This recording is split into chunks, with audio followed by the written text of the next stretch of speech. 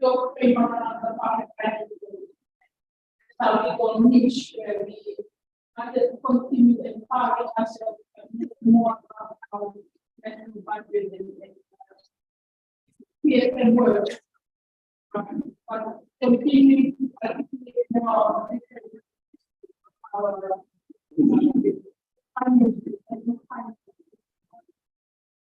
But the day of the day, the money that we have.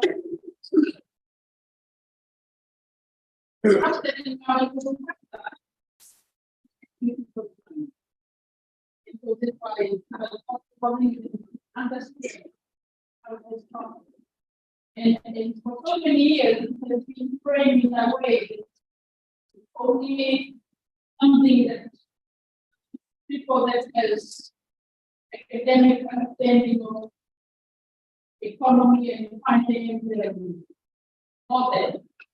If you are not working in the Ministry of Economy or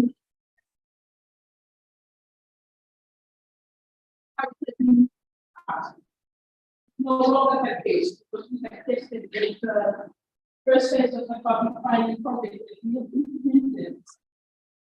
It can be seen in the language that people like us understand. And we have tested the ability to work. It includes our understanding of that the public to the national budget. And I think that's where we have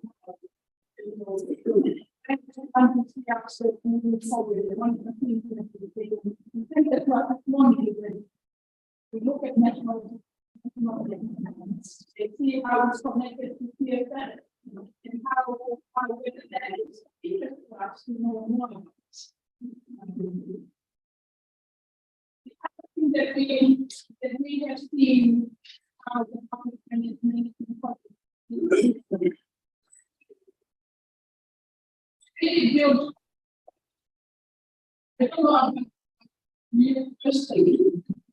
We have seen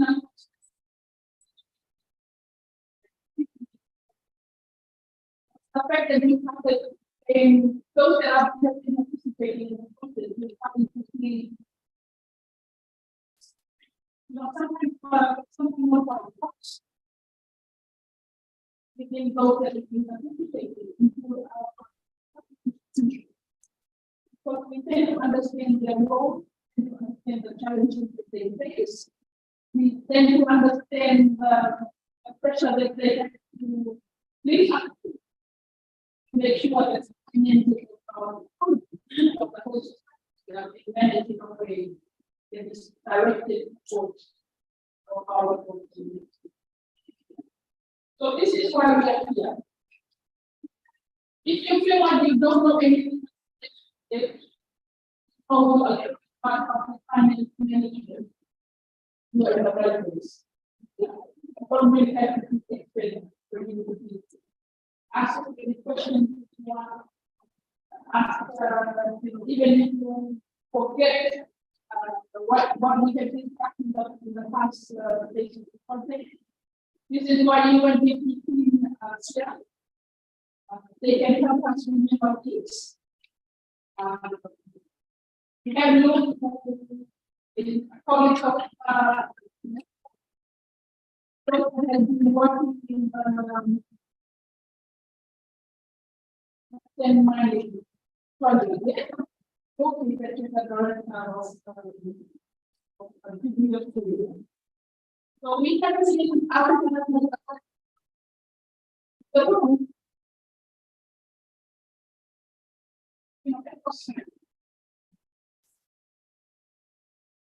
The national so this is like our very kind of value in making the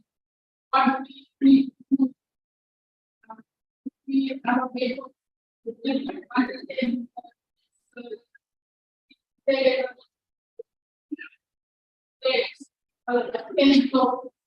whether we want to see ourselves continue through the project to continue to empower us by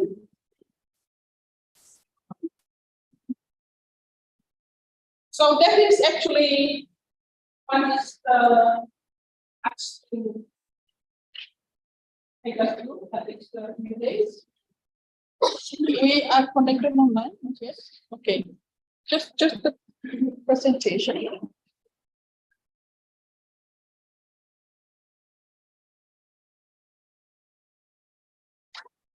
It's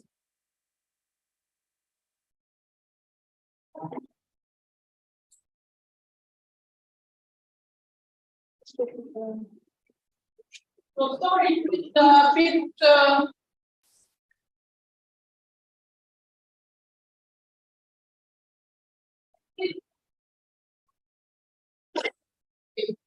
this is just an overview of the people-centered public finance. So you can see the type of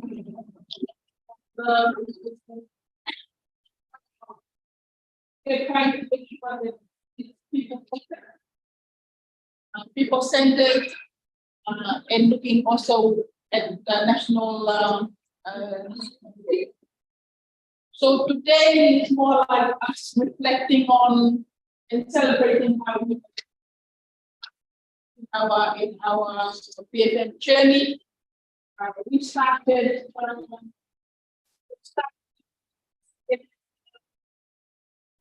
from we have also efforts and others who will start to send to us the current economic condition. Okay, slowly. So the first part of today, I will take us to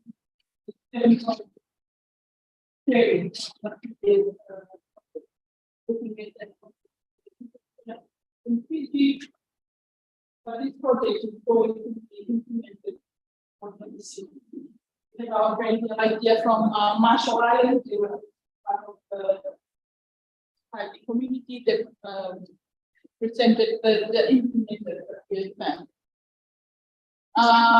And then later on today, we'll really looking into what we could further aspecting what is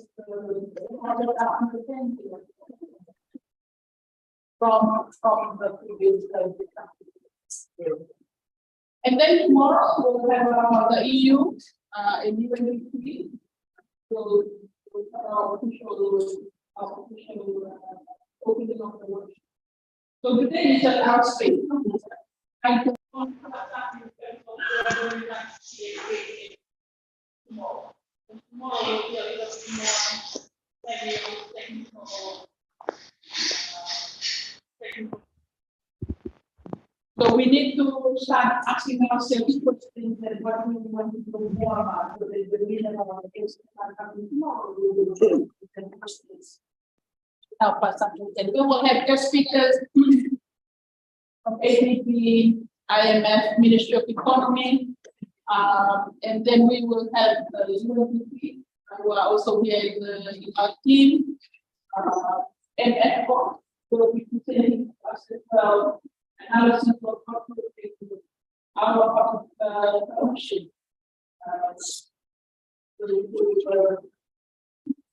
No budget process the last 2 years.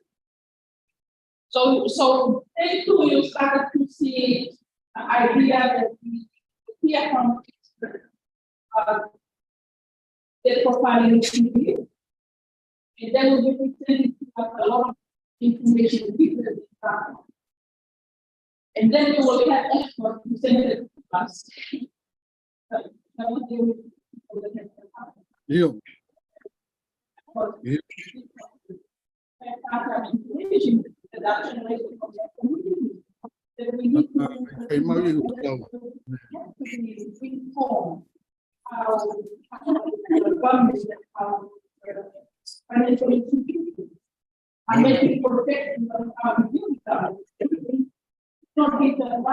you. Remember the fucking match, Jeff.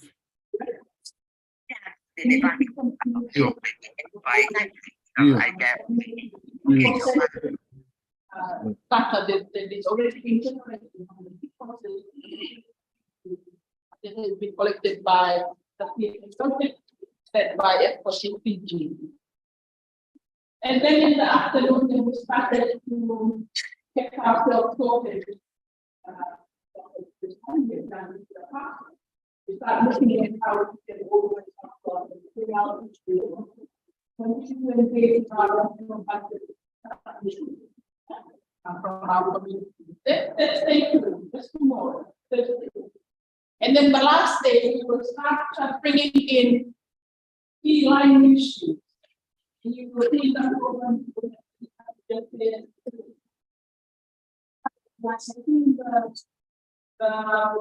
Those line in the street, that you might identify by the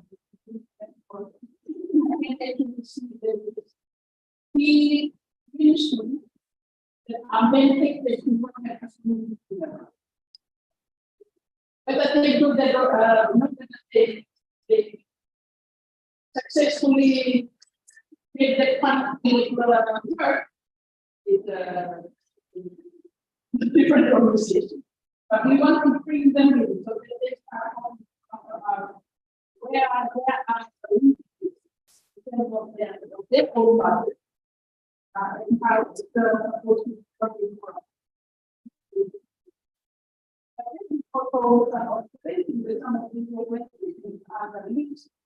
In the community.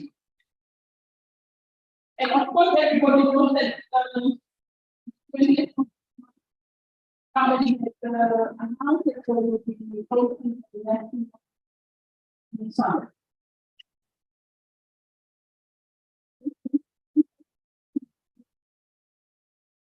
All the different stakeholders, different submissions of how we look into different perspectives of informing government of how we look at actually looking at how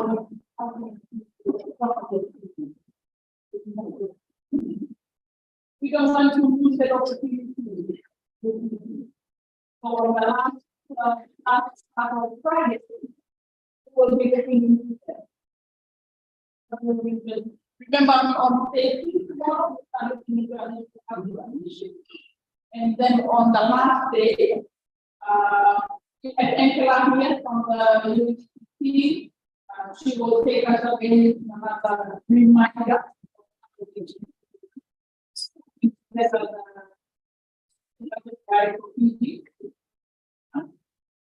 We need to continue actively. But at the same time, we also look into other key priorities, key statements that we need to take forward. That's why the beginning market to put the it takes our anything on one of side it doesn't make voice actually now.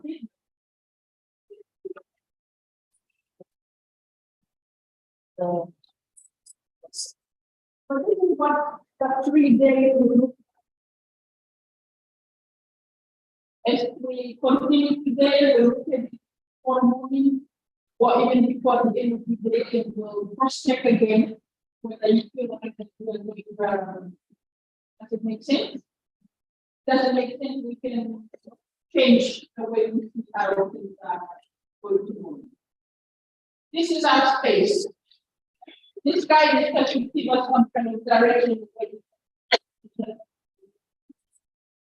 By tomorrow, the first session, we feel like that you can store much. And then we'll decide to go to the portion and go around over.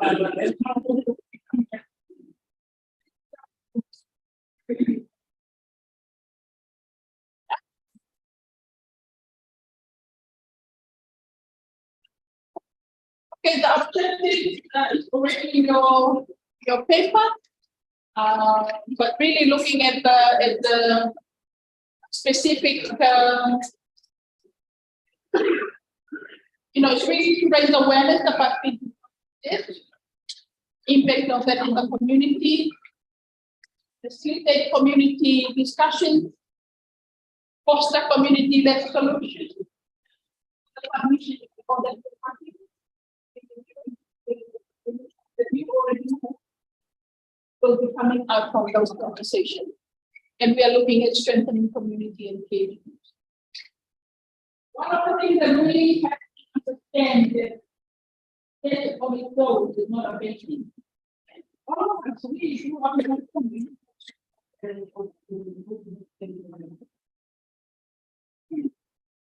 Only when we follow one, we can put it together. I mean, it is a pushing space where when we talk about national state, we know right now that we issue our politics and we can state. Then it's important for us to know that there is somewhere along the line in terms of things that we that need to be compromised. But those compromises, we also need to recognize that you is a non-negotiable area. And we need to make sure that when we talk about that, we are clear about those non-negotiables. For example, we value education as something that we say in government, whatever you do, they make the law. Leave that alone. Make sure that you do this. So those are the kind of conversations. What are the priorities that is important to our community? That we know that the deadline will need to be aside money to pay, and we need to tackle certain issues. But we need to come up from this workshop of key priorities that we do and going to inside. So this is the core that actually fix the lighting for the elderly, all that. So it's a very important task that we take this through. All of us from the economy that this is not just a cost, big cost matter.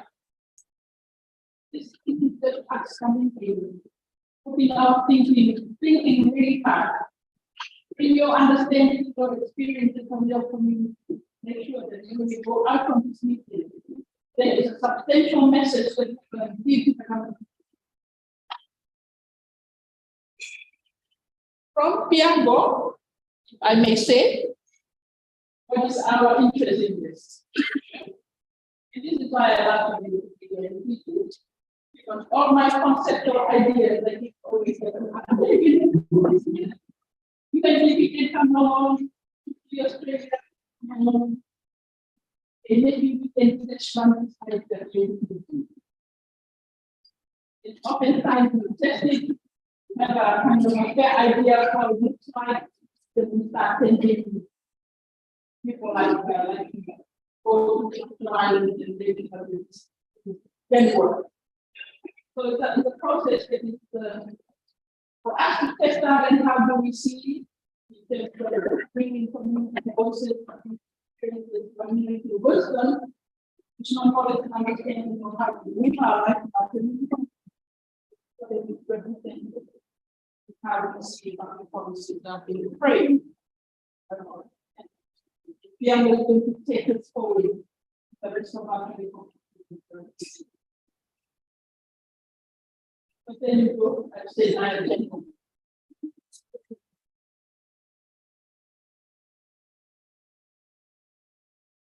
Okay, so I don't want to go through this in detail, but this is just a recap of how the post, which was basically to simplify budget, national budget in a way that we make this presentation will be available to you. And so this project, what I wanted to highlight from this was the close of the first phase of the project. It was in May 2022. So there was no funding coming from this project, which is where they were to go.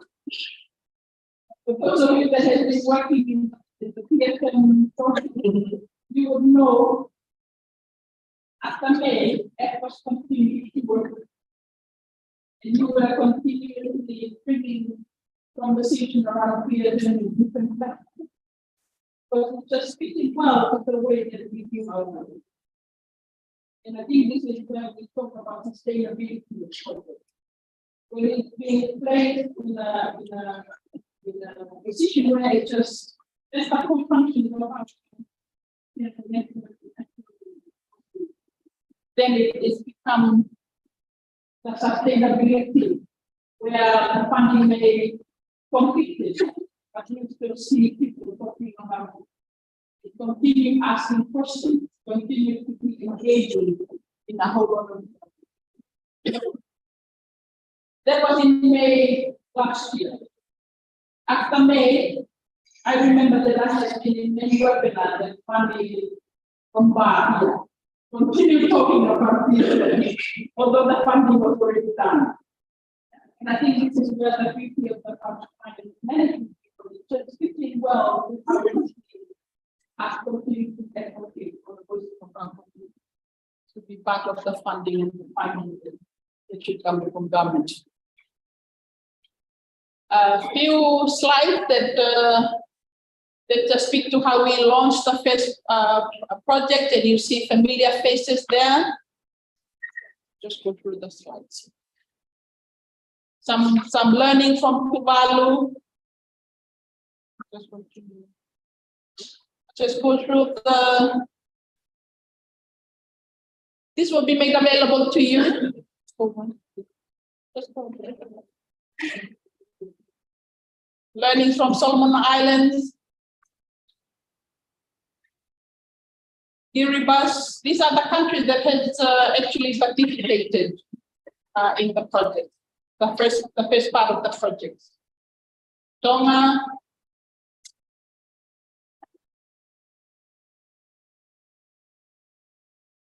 then we have Vanuatu. We forgot to introduce Vanuatu. And Fiji, and also from Marshall Islands.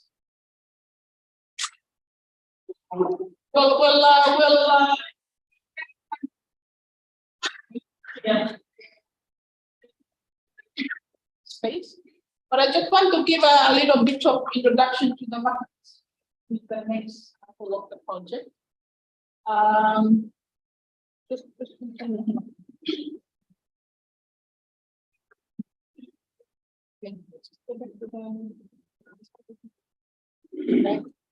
Okay, so this had been the key learning from the previous project. Yeah? We were still talking about capacity, challenge of capacity, which we understand that is meant to predict different.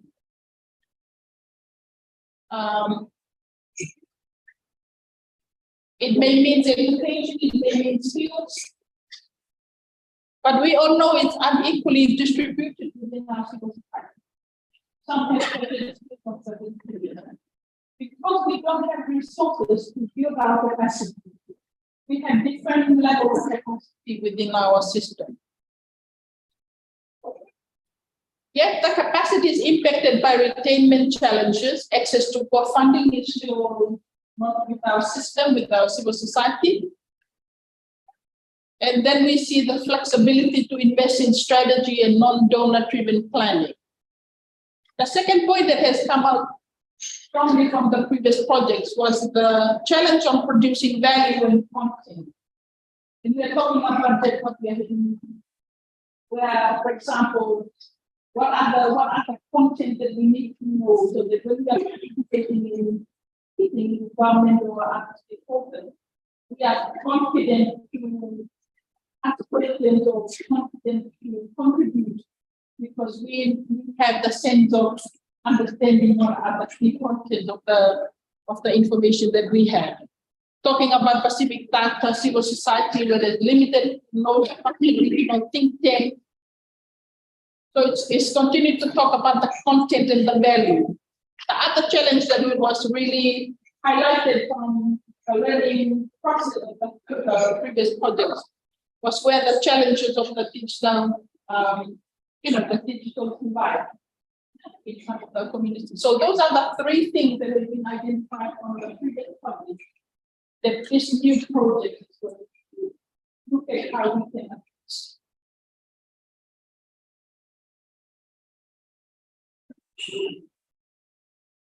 And so in this new project, we are looking at the different shifts in how we shift our thinking towards the Macro Pacifica projects. And the first one is looking at how do we have to shift from a soft engagement to a more structured participation. Right now, we are organized by meetings. This is what we do. Because with our states, we want people. Looking for and our statement at the end of it. The second shift is looking at data, enabling the network to start building capacity for data management, transforming their knowledge and insight into value projects and policy evidence. And we have seen that in the last project, how the South concept has been very good evidence based and work. Yeah. The shift number 3 was really looking at the PFM system and how we need to look into it. And we'll talk more about that in the conversation that we have with how data is a part of the whole PFM. Remember in the first page, we were talking about the submission the national budget. Let's just focus on one component of the PFM process, like a spending, government spending, allocation, chop up the pie and look at the biggest needs and all that. So this is where we're starting to look into stuff. Let's look at something from here. Okay, we know that we are given like assets. Where does that allocate? What is the impact? What's the result? And we keep on repeatedly saying the result that we want to see comes from the result to projects, the whole well-being, the holistic well-being of the community. And then the last one is looking at the network. See the network here in this room, but building into a way that the whole thinking started it was driven by value and starting in terms of moving forward. So that's just like I wanted to explain where the shift is. Where so you will be seeing some of that shift in what we're going to be in this next phase.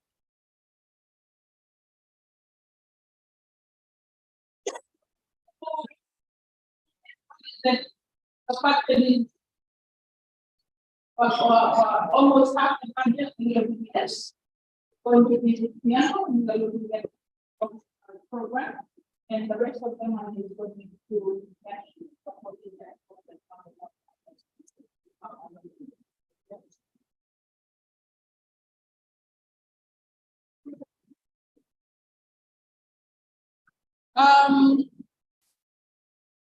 I think that's basically where we have the Macro Pacifica project. You will learn more about it. You will learn more about it both or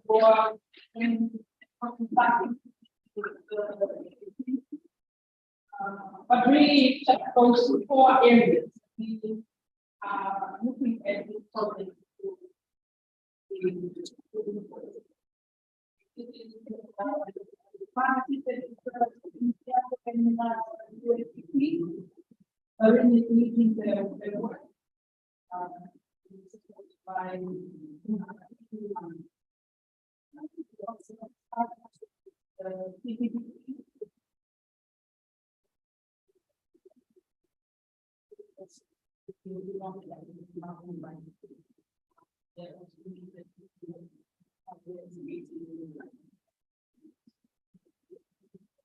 Any questions?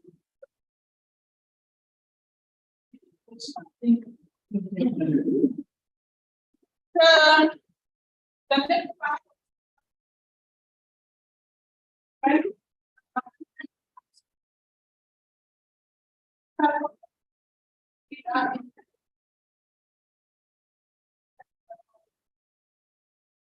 Invite people from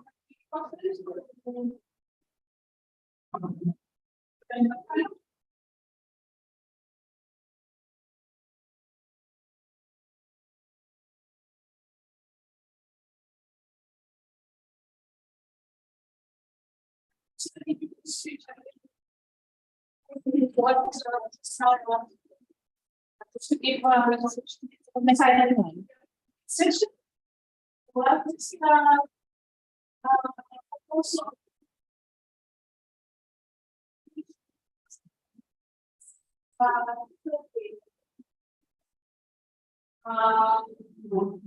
Said going to another meeting.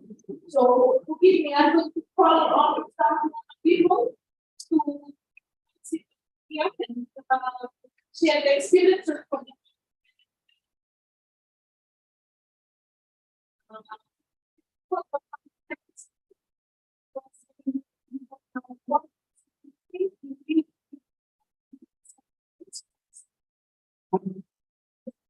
you told them.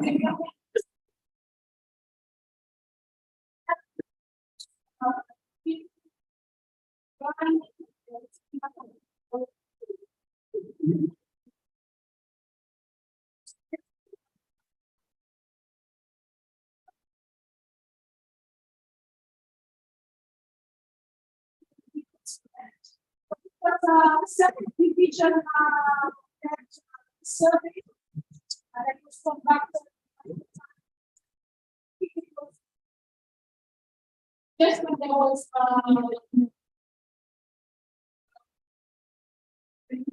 first and watching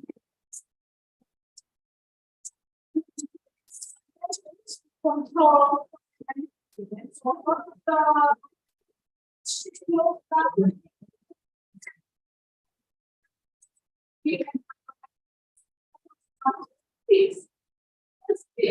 it was the central one. People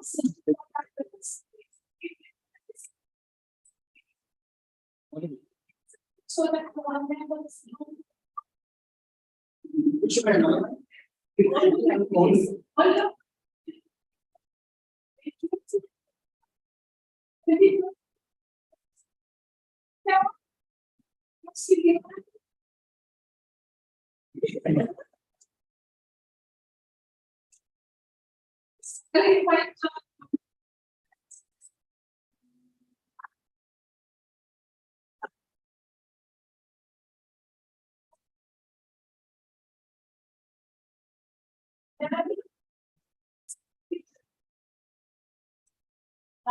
so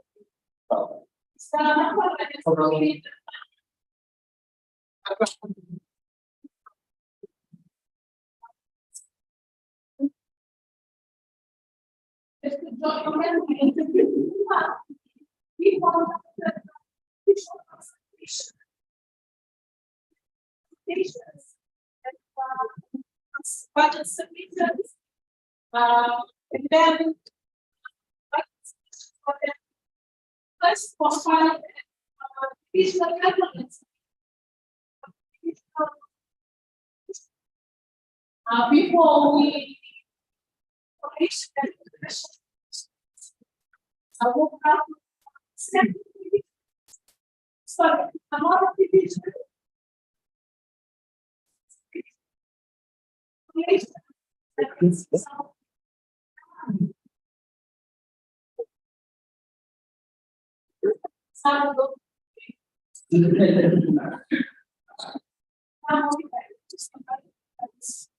Yeah.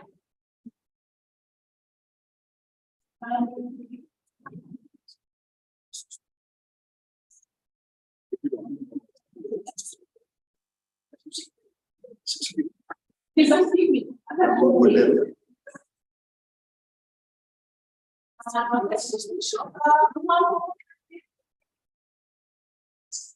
There were many maybe the big surveys.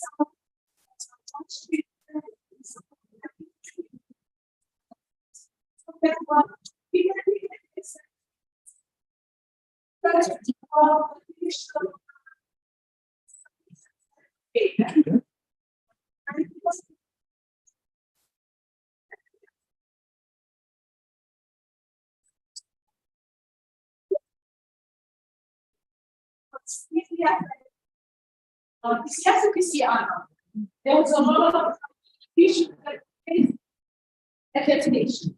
Trying to find it. Thank you. This division, you were part of the central division.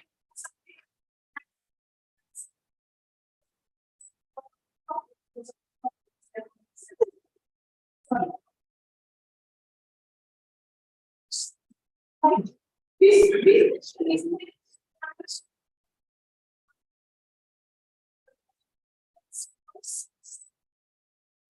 I wish we don't budget so those surveys. Very simple together.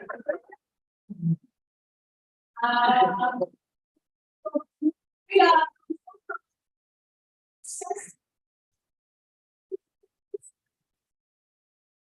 engaging in a process that is not very distant and very much like process many of us working for him. Sometimes because of what we see issue of finance and budgets, we see that it's very distant from us. So the whole idea about public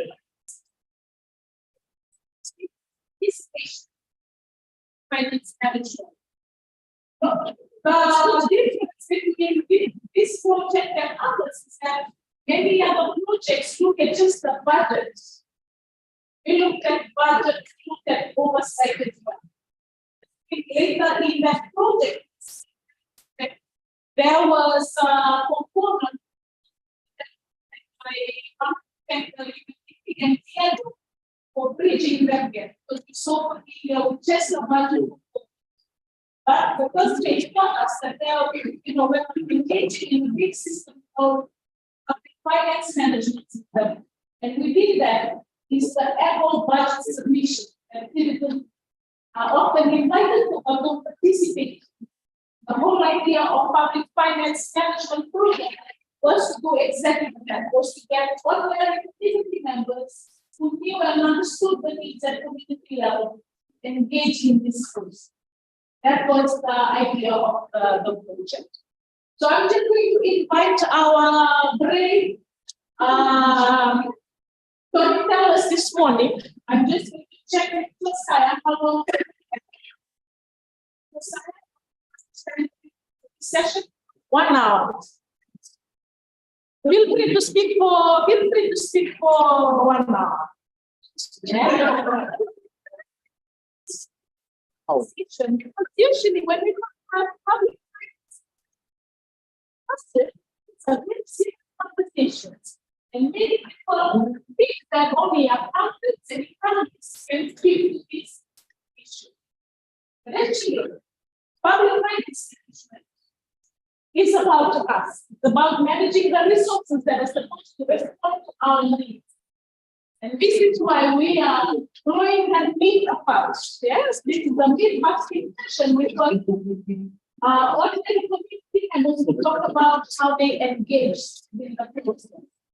So the questions is about inviting our storytellers to share a little bit about the process, even if they don't recall exactly what it is. But that the project is made up of. But this session is to give them an opportunity to share their own experience engaging in public finance management. So I'll start with Anna Nai, who is the chairman of Rio Deep.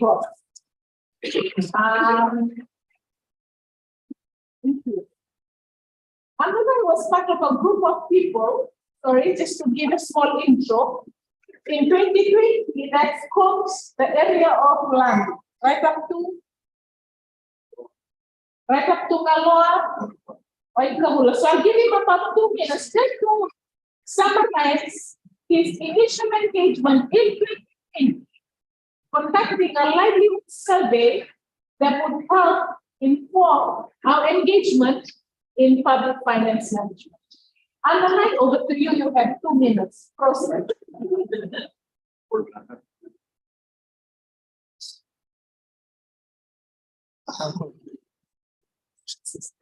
Right.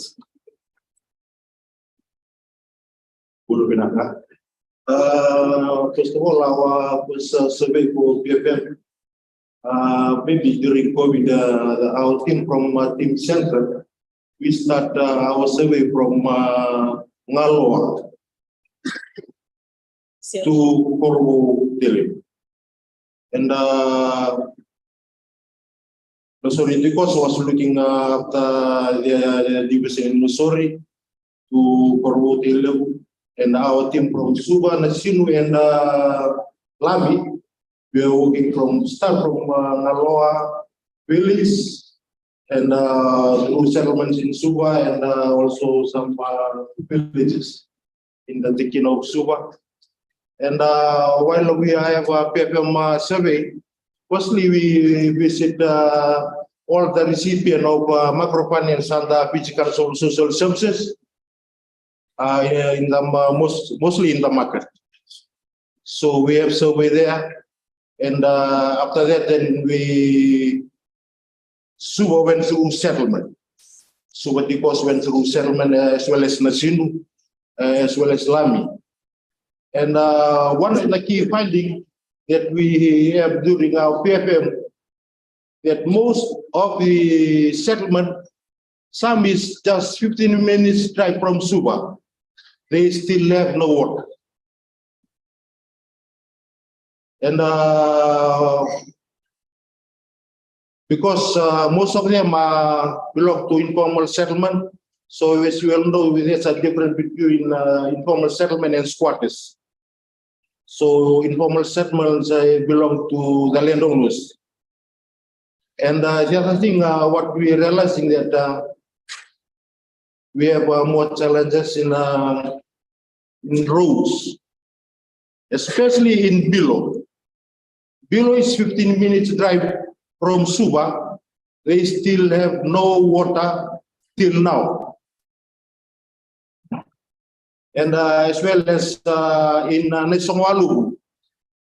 Nesongwalubu, it's about 200 steps. They have to go through 200 steps every day till now. So our role is how to follow it up for the government and also the settlement, mostly in Wailea. They have shared the electricity. And this are some of the key findings, like it's a key finding or fiscal finding. What have we found out during that PFM, during our first PFM survey during COVID-19? Now we'll look. Thank you, Anna. And we have some. Thank you, Anna. Let's share it from Anna that was initiated in 2020. Now, before I move to Rani, I ask a specific question at agenda. The involvement of women in an important national process such as the budget consultation. Also, share here that there are two regional perspectives that we need to hear from, and I want to acknowledge Secretary Montona is online, as well as with our chair. This is video there. She is tuning in from Kiowa. He had the livelihood survey in 2020, designed the process. They convened the think tank was made up of the cost representatives from the central kitchen who then designed the livelihood survey. And the think tank was made up of the cost representatives who thought about the idea of self-food. And our work in PFM was then designed around this concept of solution. The fact that because we had to self-food to public finance management at that time when the economy was slumping. But even because of the group of community representatives who made up a think tank, who led the first initiatives that we did on the event. So some of you are sitting here, you were part of the communities. Tico and Silvestre. Thank you. All right, so now go on. And I just want to, that's my question. Towards gender and the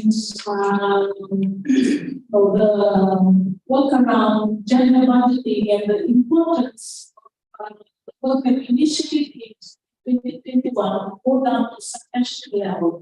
And the levels of engagement from members of ECOS, the women and young people, and your experience in the Western region.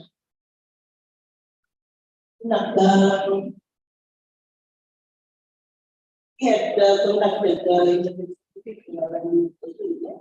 which we realized that a lot of our budget were not utilized in places that needs that had basic needs to be met, especially in the highlands and in the maritime. The livelihood survey was coordinated by Tito Poli. We realized that the women were talking. Were being interviewed because most of our people were going into the communities to do this survey. We dropped off at where the road reached. We walked. Some of us walked 2 kilometers to be able to reach where people live. These are those that when we talk about people not living out anybody. And but yet we realized here so many people and how we were really angry knowing that the budget did not reach certain people in our communities. Even the children, we went up to the border of Ba where Namadai and there. There were 30 children that couldn't go to school because their RSL truck was not paid.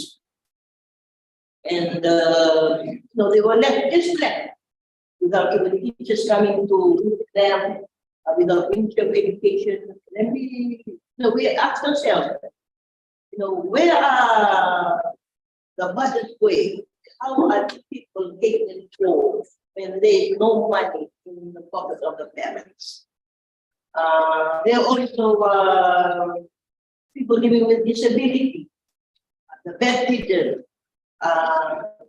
They had no social welfare coming to them because they were not visited.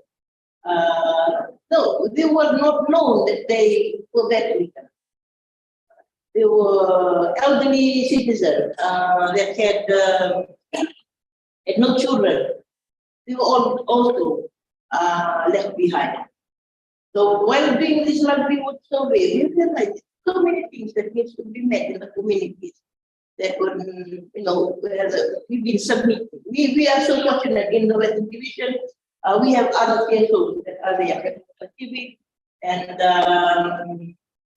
other where we Family Pacific has a rural women's network, where we have to submit budget submission, do some budget submission. The women talk about the hardship that they are doing, and that's that's the network we use when we go into the community. We use the networks that are already there. We have the mechanism that's already there. It makes our work easy. Networking, bringing us together like this, makes it easier to work in the community.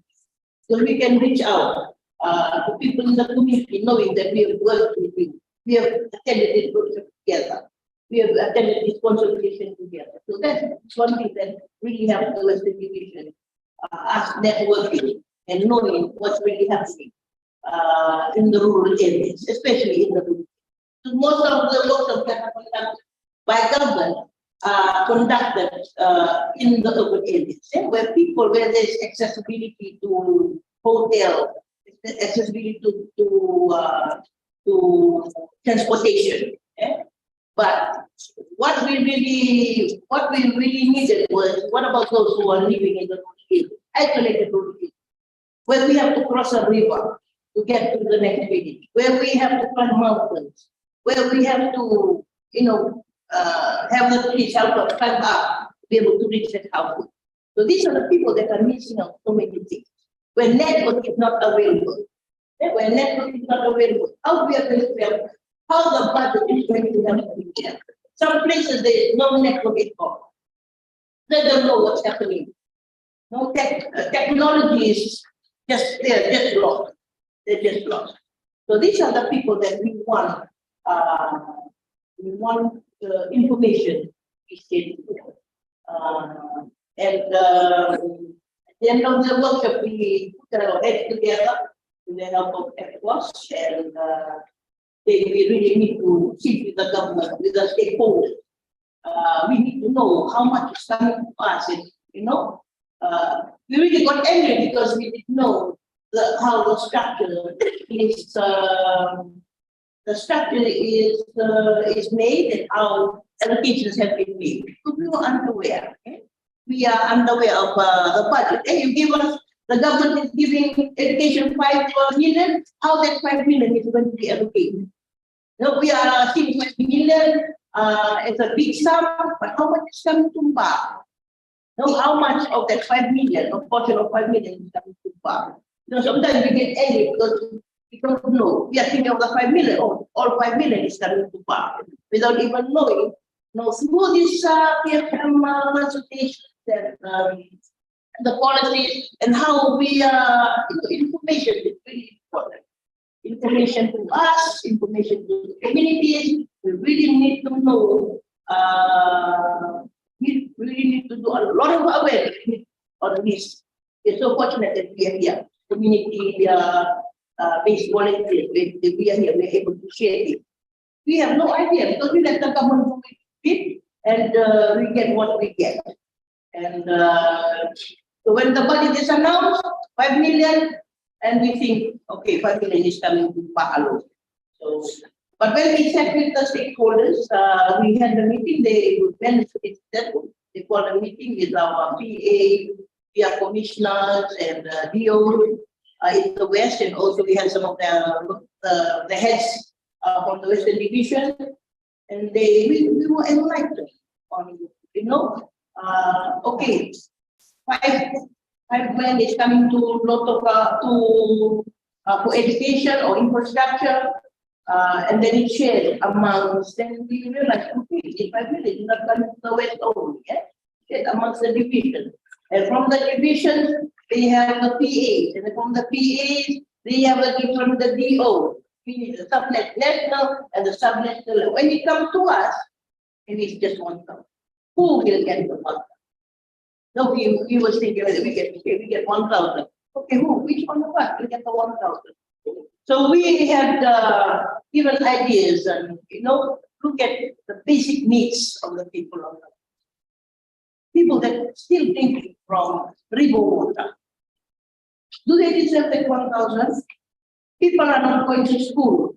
Children are not going to school because the parents cannot afford to pay the children to be there. Do they get that 1,000? People are not eating. They cannot put 3 meals a day on top of the table. They get the 1,000. So that is, and then we see that they look at, oh, this is really something, the finance ministry, how are they allocating? No one we are getting too many there. No, you realize, and then one government is trying to see that everybody's kids are there. So this is something that has really opened up our eyes, and so when we realized this, we started seeing what are the issues, who should be led first. We keep on pushing for these issues. And when we put issues in our platform, we have platforms in the Western Division. Nandi has got its own platform, Singatoka, Ba, Tavo, and Nakirai. And in this platform, we have our secretariats that are there. So they are the ones who take out, who take out the main issues and then have it in paper, black and white. So that is just a little bit of what we have learned and done. And yes, thank you. Thank you.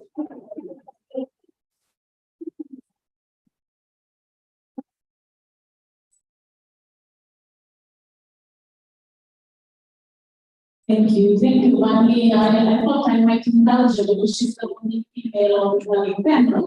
So she's really involved with the time, but we did some really sharing from both other side. That community of the panel. And they want each and when they want to make budget submissions. And we have heard the staff directly. And faces those outside of Suba. Even some people who are just 5 minutes or 15 minutes out of Suba, their situations are ours. So when we get stories like this, we get to know that our situations vary across different parts of Egypt. We cannot just take on that one. I also want to acknowledge Mr. Kahan, who will be sharing with us the regional perspective along with Mr. a little bit of their own lessons from the implementation of public finance management projects in the first phase, and then we can make a comparison how our situation, maybe our experiences are similar or perhaps very different. But for now, we'll go straight to somewhere. I know it's very nervous, so we've got to make it.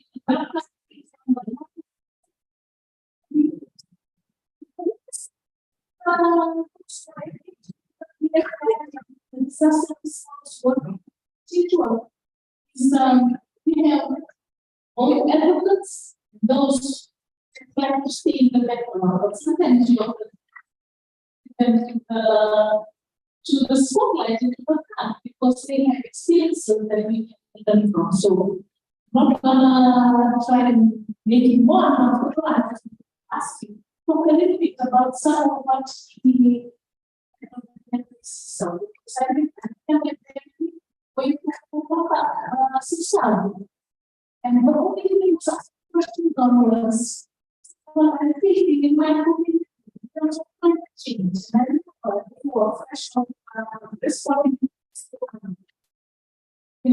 planting in the green. We see as I determined, because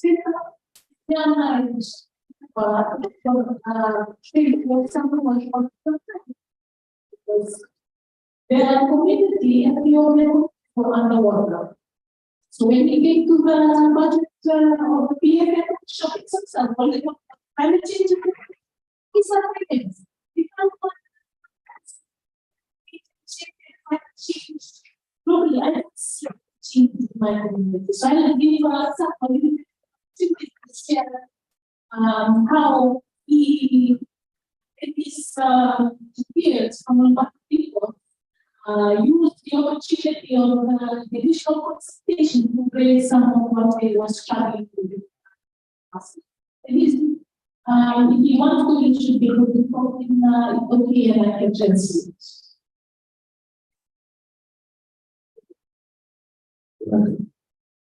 Yeah, I just share a little bit of experience of working on the ground. I know the time that we had a consultation, that was the time we were busy at the Masa. During this year and this years. Yeah, I think we had also organizing that consultation because we able to hear voice from the community, like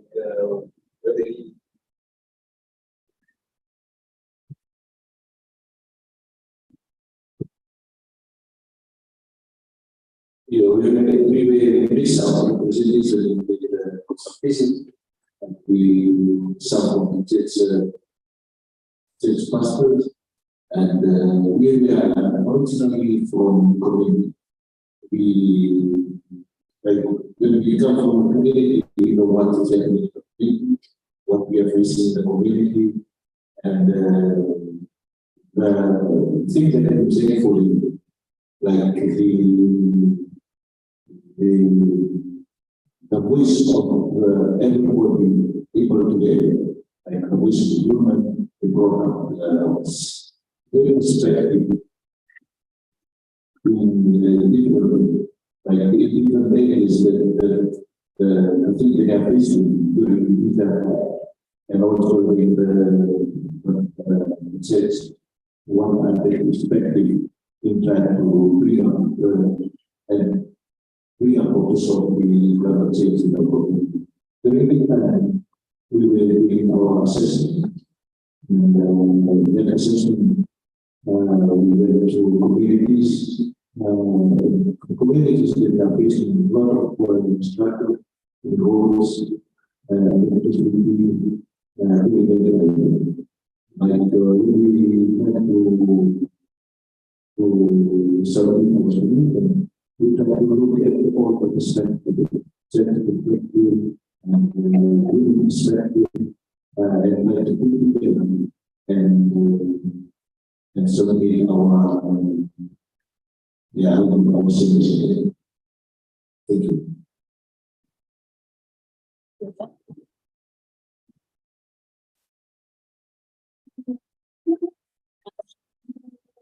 And experience that the modern traditional representatives of the people were able to put together after 2 days of consultation. Mind you, it was very difficult to organize the modern division because some of them didn't want to leave their communities because they were still in response mode. It took a bit of convincing for them to attend. So when they came, they were asking questions about how can we get money for a seawall? Why is it that we get money all the time? When we get flooded by power, we're still waiting. So that resulted in a submission from the Northern Division that was heavily skewed towards climate change, adaptation and mitigation. So I want to thank Sam and colleagues from his peers from the big course. There were others from big course that were there, and South hosted us I think that week in South. And I want to the Eastern Division before I give an opportunity to Mr. Kamata and our colleagues from the to share their own experiences having implemented the first stage of PFM. I especially asked Mr. Rafinaki to be part of the panel because not only does he live in Qatar, not only is he engaged in the governance systems at that level, being a representative of the Bikina Nakasaleka, the provincial council, but he also has had experience in social welfare systems and social protection. So we could see division contribution in the submission in 2021. When we made those submissions here, we had a combined session between the central and the eastern we were able to bring together government representatives, not only from the central, but also the Eastern Division. They had quite a bit of conversation. I'd like to perhaps give it to Mr. Rodrigo to share a little bit of that perspective. I mean, having come from Malawi, as well as, living in his own experiences around social protection.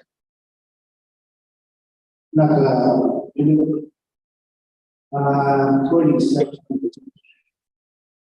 you for this opportunity to discuss our experience from and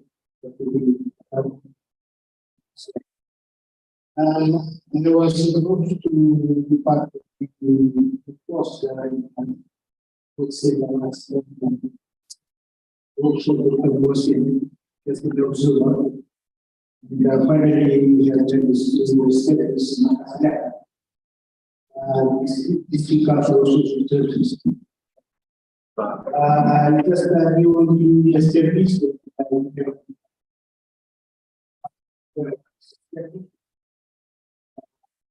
Also,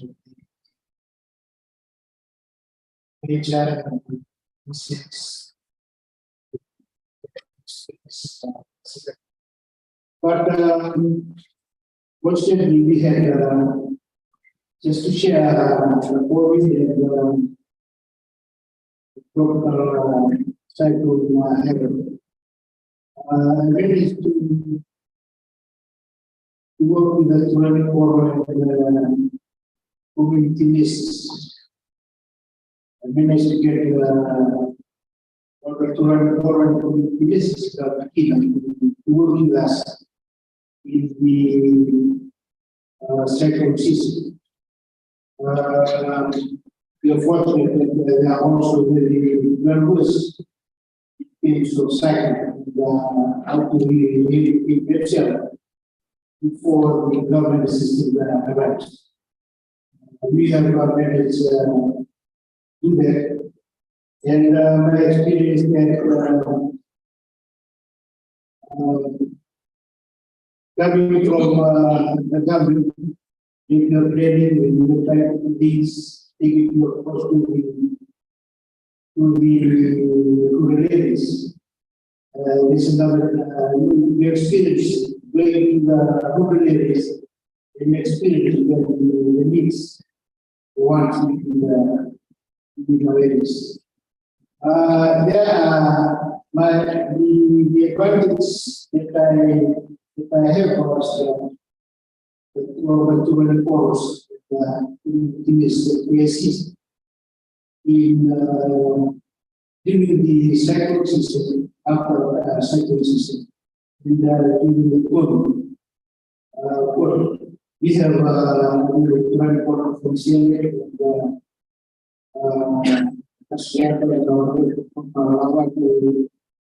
very helpful in working with them. There was a street going into the regions and out. Fortunately, we have managed to network. The goal is taking our network with our page. One of the advantages of doing that spectrum was to network. We have a problem with your phone. As I've already said, we have managed to overcome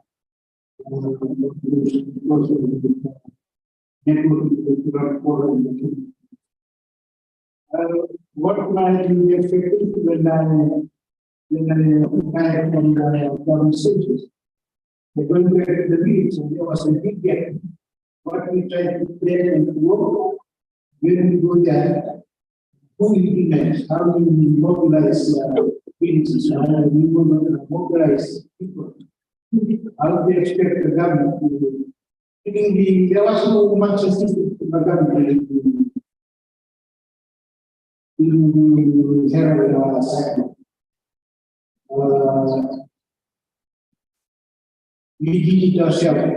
What we asked was we asked for the equipment because of utilize the trees. We need to bring in our some of the bridges, the houses. We use whatever we have in our buildings. We have some materials left over for the farmhouse.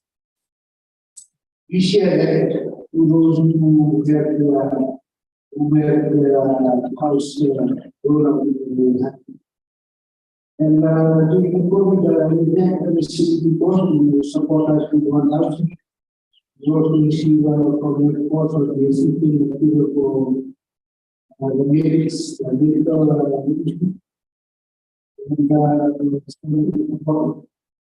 the project as far as the financial management. I have been it's 8 years now. Go through First one was the restoration of opportunity. It was about 50 years trying to restore, rebuild 100 years. The living has been completed last year. There was no support from the government. We have mobilized those who are working in Fiji and outside to contribute, to donate to the completion of the church. And those that we use, those people living in the community, they were 4 volunteers who volunteer to complete after the carpenter and the engineer, senior person. These 4 volunteers to complete to the full satisfaction of the engineering company that was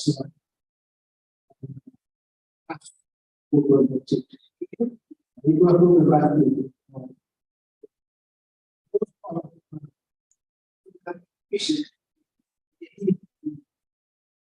Beach, there was a person beach, so they volunteered, and they came to the 2 of us.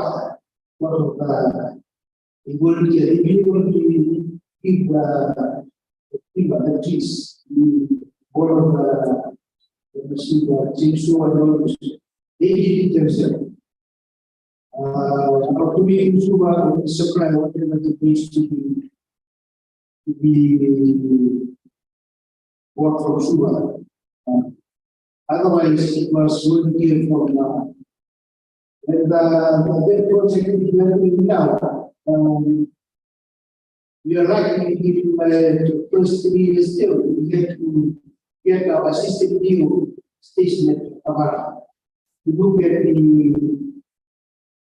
northern side of Qatar, which is really to get in my place. It was centralized in Asia, centralized. We managed to get the roads persistently control in the roads, the water, and some other major projects in the as far as the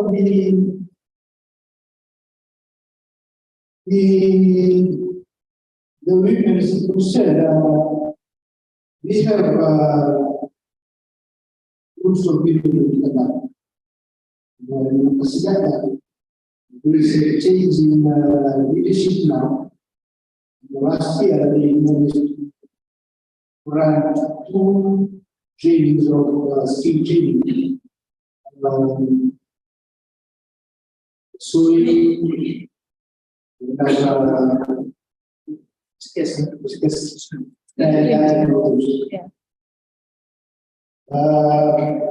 what I told was there was a lot of we have more training. That's the program. We had one about the meetings there was a great need of change. There was a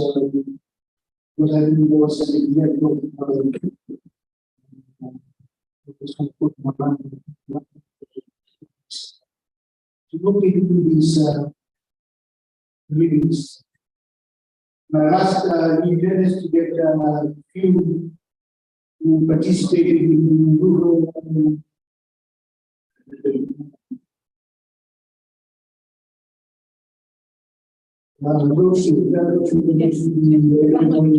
Yes. there was last 3 or 4 years. Most of the women that participated there had seen the movie in regarding the community school. What they are. And we're missing that. I think that's a forum that we need to bring that up again. For the men with the I think my last in the Northern Division, we did from Southtown as a pilot.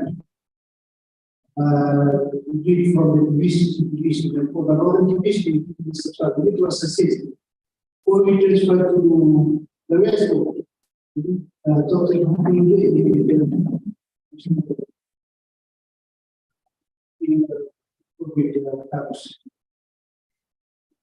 I think there's a need there. And also the youth projects now into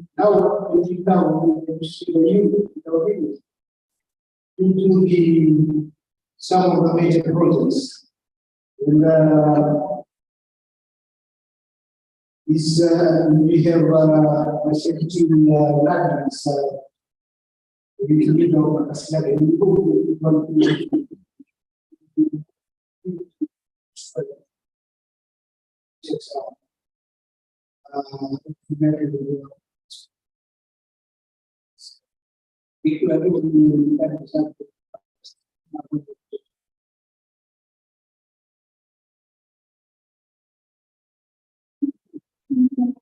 Chairman was very interesting in the sense that gave us some insight into what should we have an implicit division.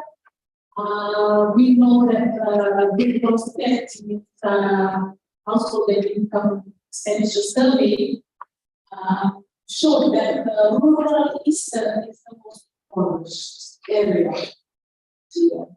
We just had a story about the struggles that people in Kanal had. They had some successful engaging public finance systems. He shared about how services were centralized in Policia, where Hasleta is in the northern part of Kanal, and stays on the other side. We were fortunate that when we went to visit the facility because another government station had been set up in that tip of Kanal, at the new government station, new deal, thumbs up to government services coordination. That's the areas that certainly for. One issue that I got from the church, the rebuilding of the church, often these are times I used it to get those to happen. That's why we need a lot of time building, bringing washed facilities, rebuilding. Because during times of this, I recall on my first mission in Pakistan.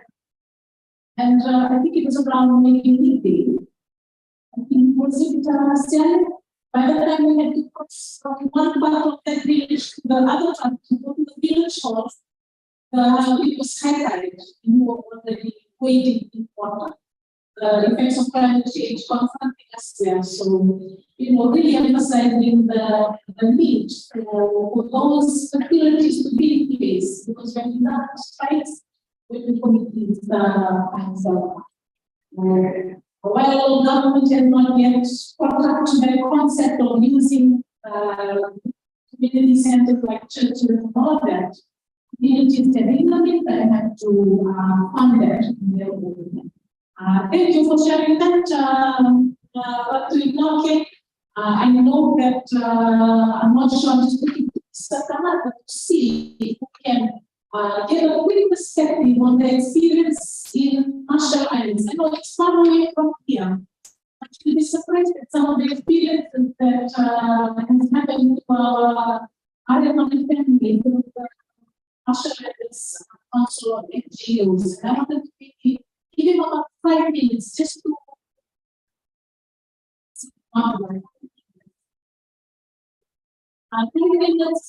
just hear how people's participation, they have not yet already entering this phase of we had participated in earlier. I want to get some insight on whether the situation facing the communities here in engaging corporate finance centers is how different is it? Perhaps Mr. Kamata can give us about 5 minutes of that before I jump through there and in Tona. And we'll see a video of him after this. And of course, our friend from Solomon Islands, Jennifer Martin, who's the head of development services.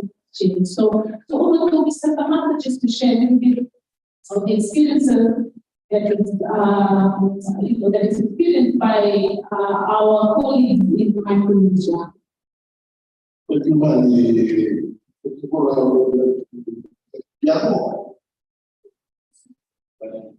Of course,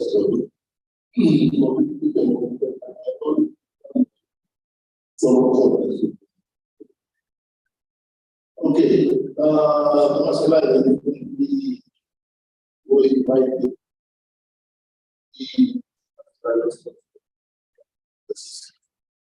part of the national strategic plan focus. We take a lot of it one of the pillars.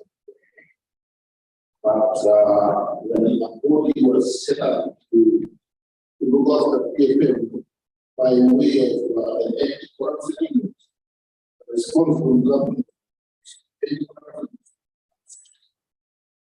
So we say, what about that? Maybe, but anyway, it was a few days ago. So last year, we got this PFM.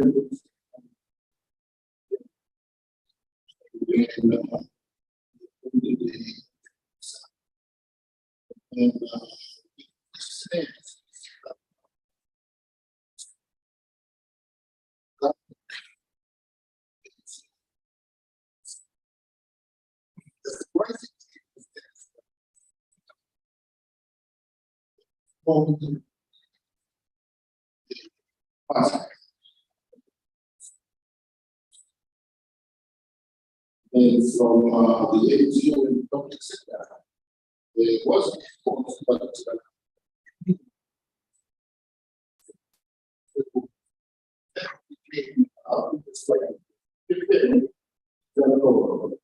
because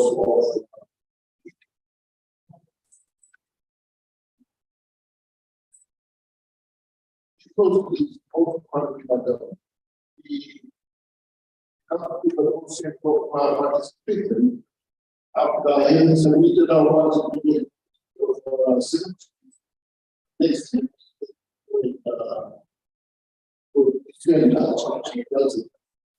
for the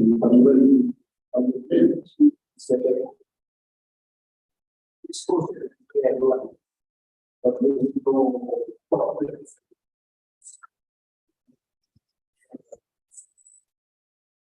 and unfortunately, basically, we cannot ask for more. Or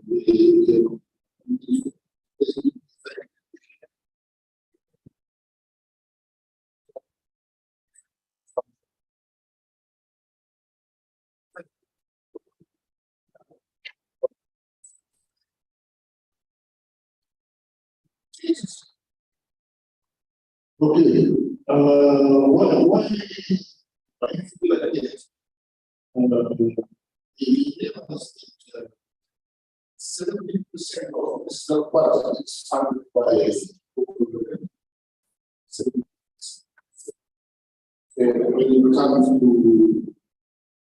what's obviously, so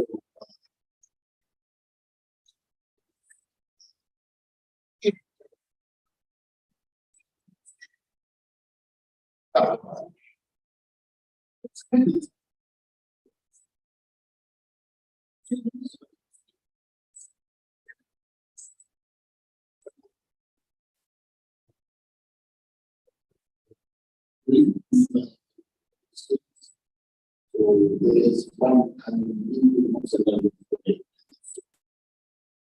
and relatively on expensive.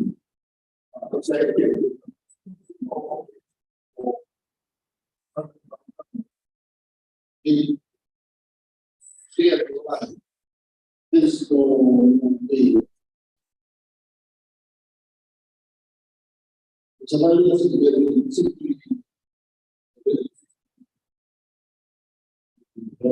now I have so people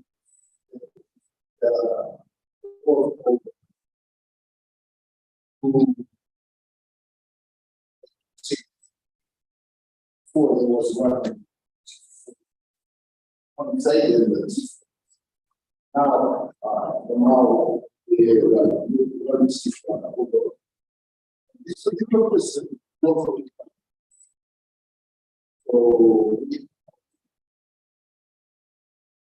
So these negatives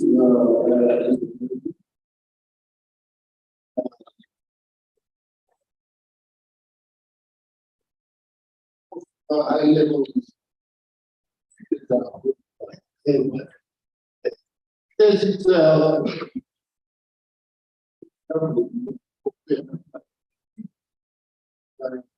in Muslim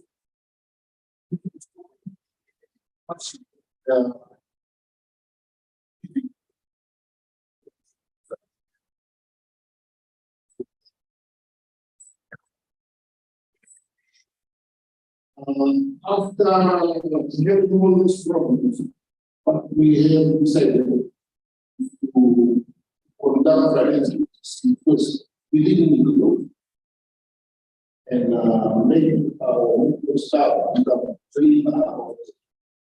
And then we will call in the members of the group and say them, and then these people will go to, and this is the straight way.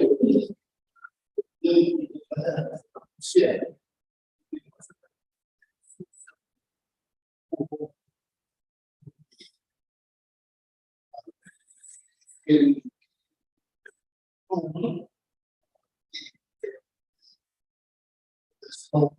Yeah.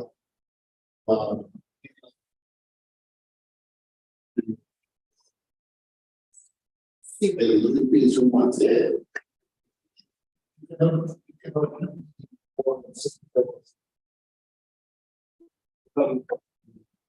You can even be a for example, so the idea of this,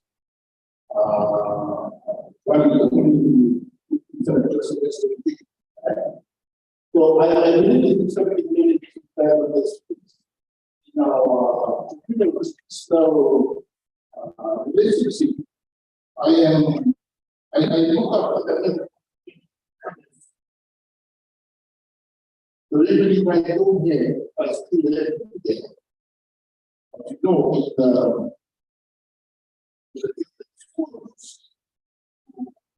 you know, so at the moment, there is a mixture of this, where people look after the woman.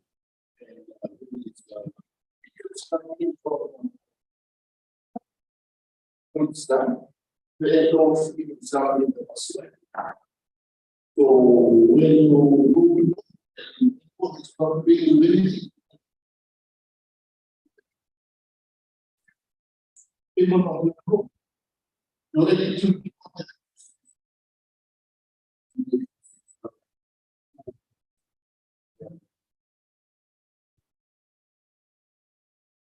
then when you look at the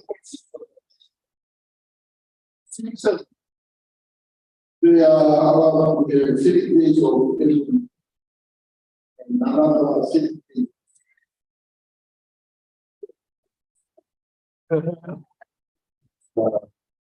Months. So these are some of the policies that we are now seeing how this policy is.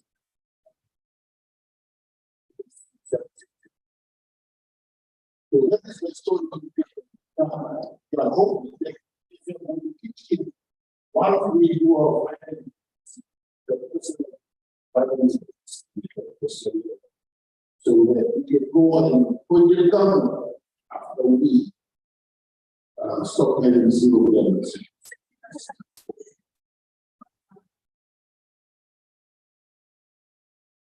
Maybe I will be about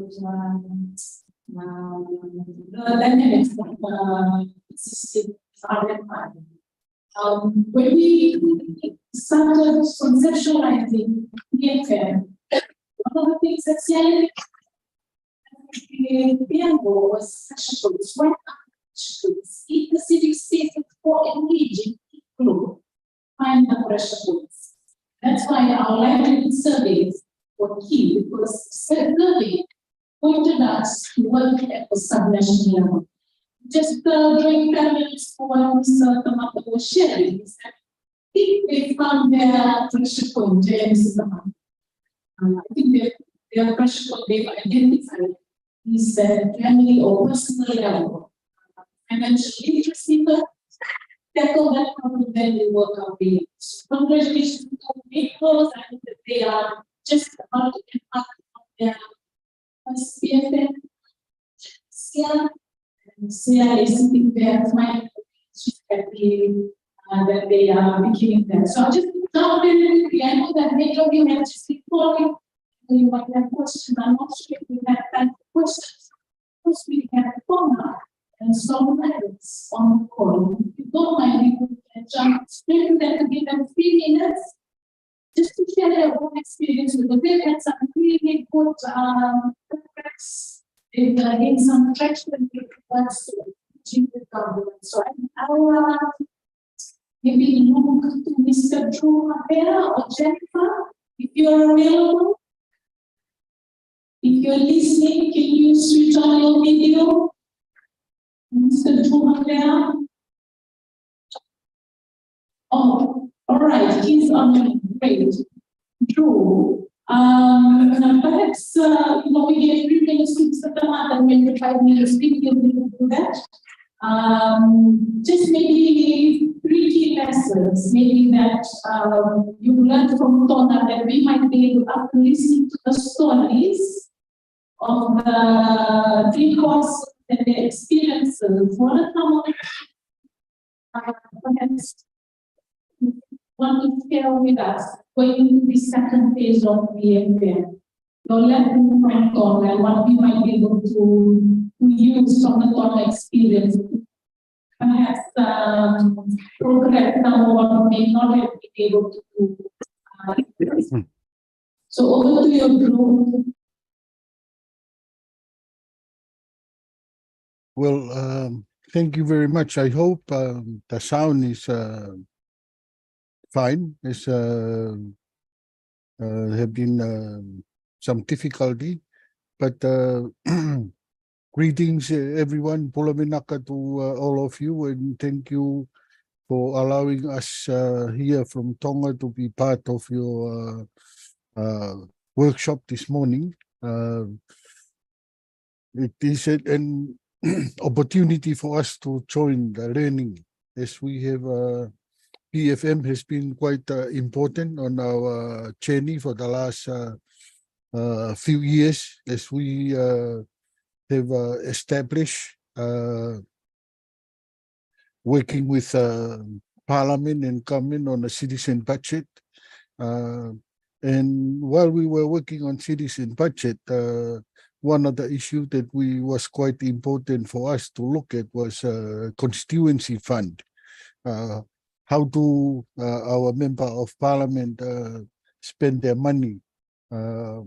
It has been quite a struggle, but it was very important that we slowly look at what government's priority are, what are the priority of the MP, and what are the priority of the community, and how you can bring the three priority together so we can make decision on the funding that has been allocated to the MP, so that it could be better used for the development of the community. So while we were working with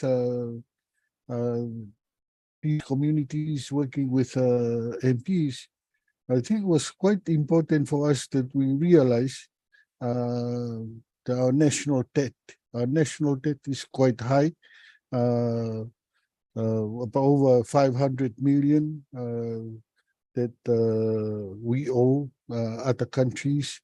It was also quite important for us that when we look at our national debt and we look at our budget, 45% of our budget come from remittances from our diaspora population, and also those who on this as seasonal workers to Australia and New Zealand, where they provided the base for our budget, as I said, about 44 to 45 million.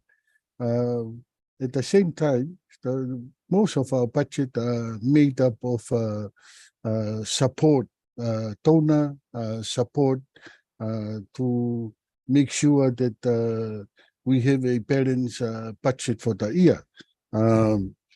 Our revenue that we collected from internally, we are looking at about 30% of the revenue, which means that there's quite a high deficit.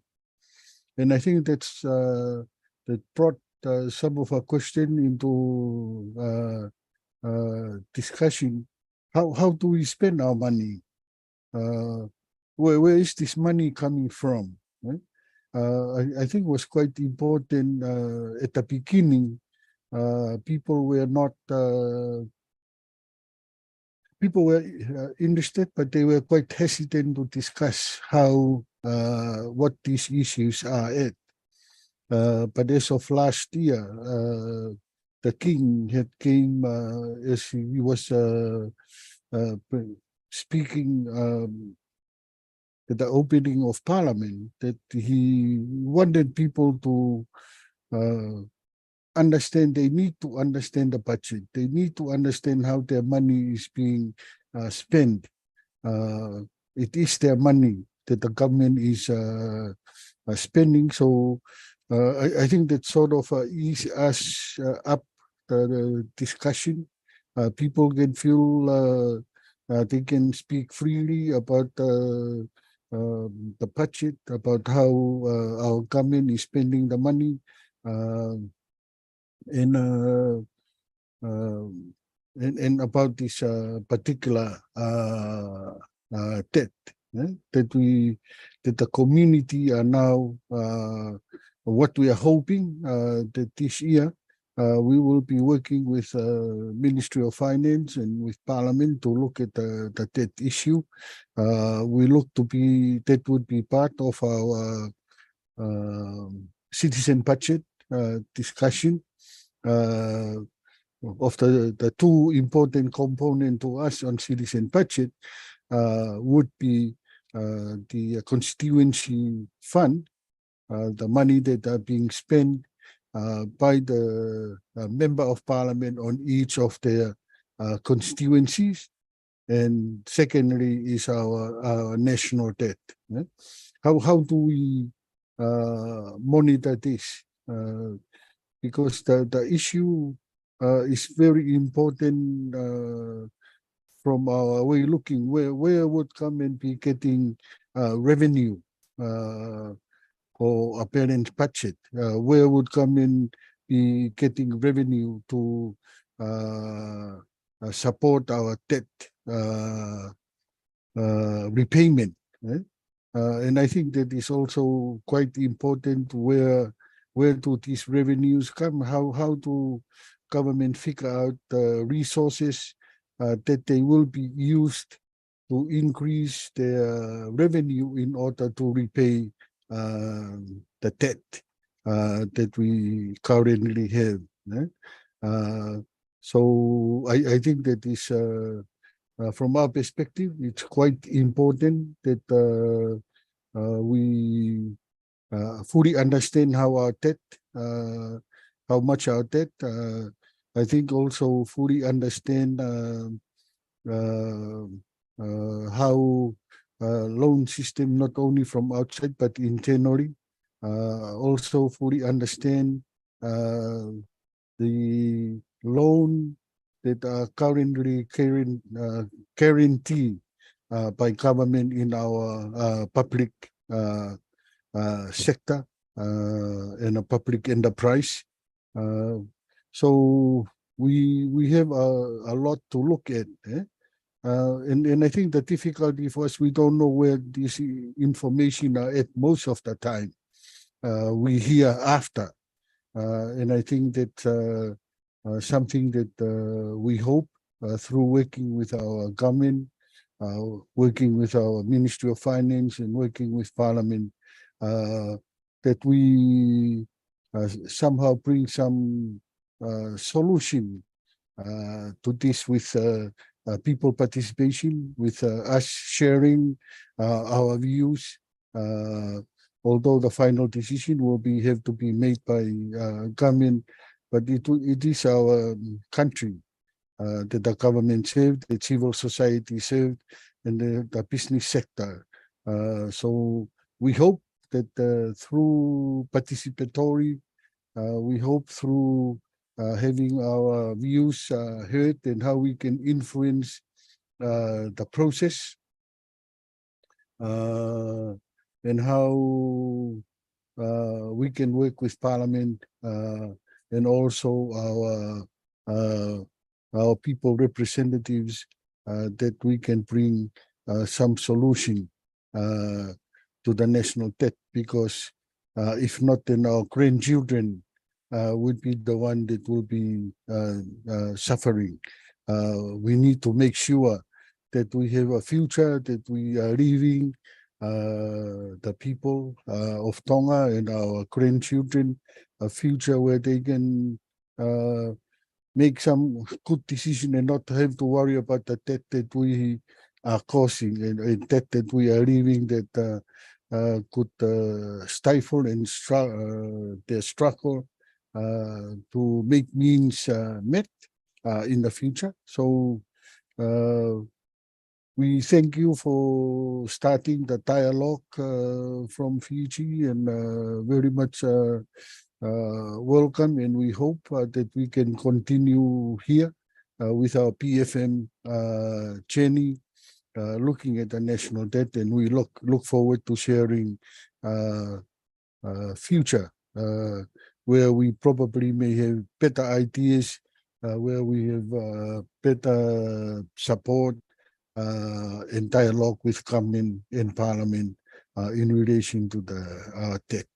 I think with that, thank you very much for the opportunity to join you this morning. Malo au pito.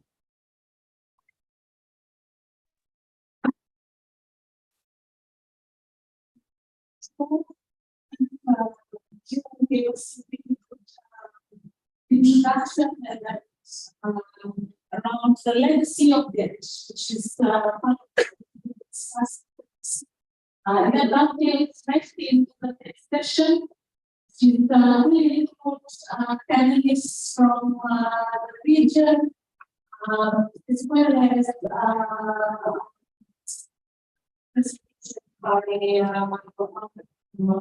project officer on finance Spain, as well as Jubilee. But a few key issues again from that presentation by a show that we might be we talked about system budget, and if you recall, part of our outputs for the first PFM phase was different budget lines.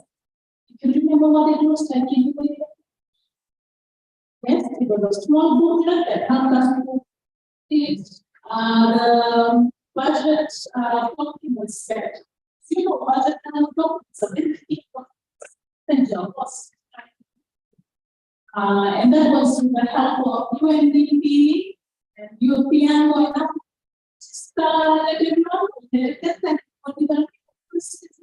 line. We had to talk to Angela from Ukraine, but not in the room.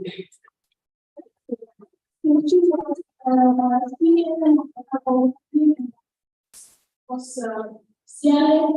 we were able to produce 7 budget guides for 4 countries. And that was a big achievement. The other thing that I thought, Drew really talked about was very big question, because when we talk about that, it's also a conversation. The question that he raised in his presentation was around where we don't get money from for our national budget. One is it, where are we getting money from?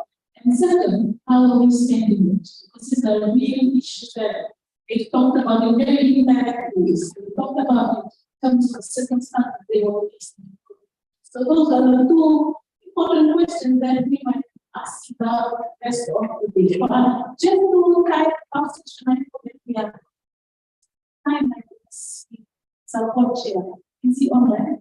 All right. So I want to give that to our chair.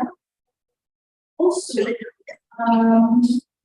conduct or that we will survey that actually determine how approaches that we're going to take with engaging public finance management. And second study is giving in from Kior Island in the overall story.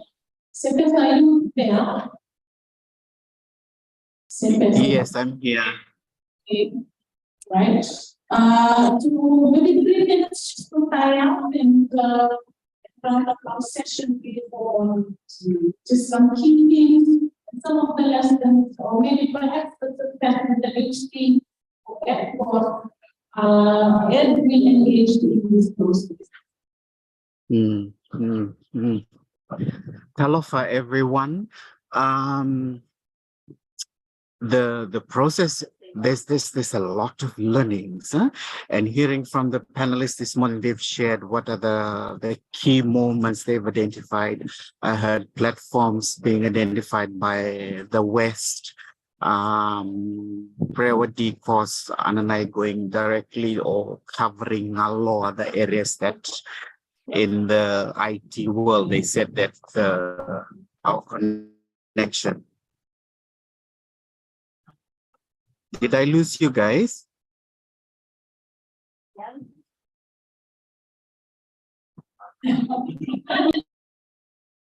You still there? Yes, go ahead, Okay. Pesa. All right. So it's those key findings and the moments that's contributing to our storytelling, yeah?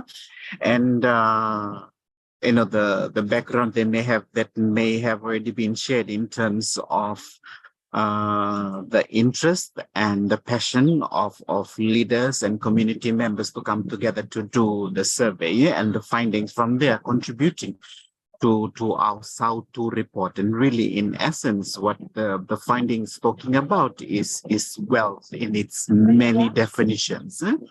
or Sautu. And one of the, I guess one of the biggest successes is that we're able to talk to government directly after 15 or 16 years of government just doing or talking about the budget, where we're only able to jump on when there's a last minute call for consultations in terms of budget submissions.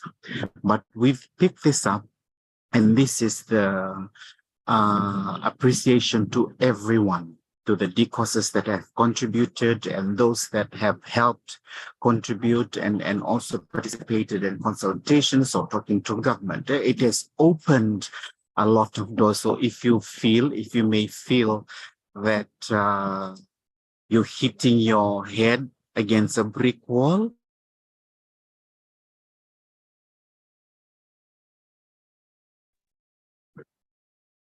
Go ahead, Pesa.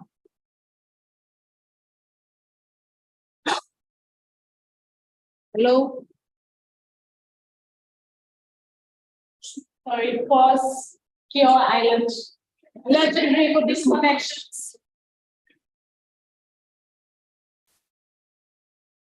Emphasizing the point for infrastructural development in terms of towns and connections. Put that in our budget. Go ahead, Sepesa. Okay.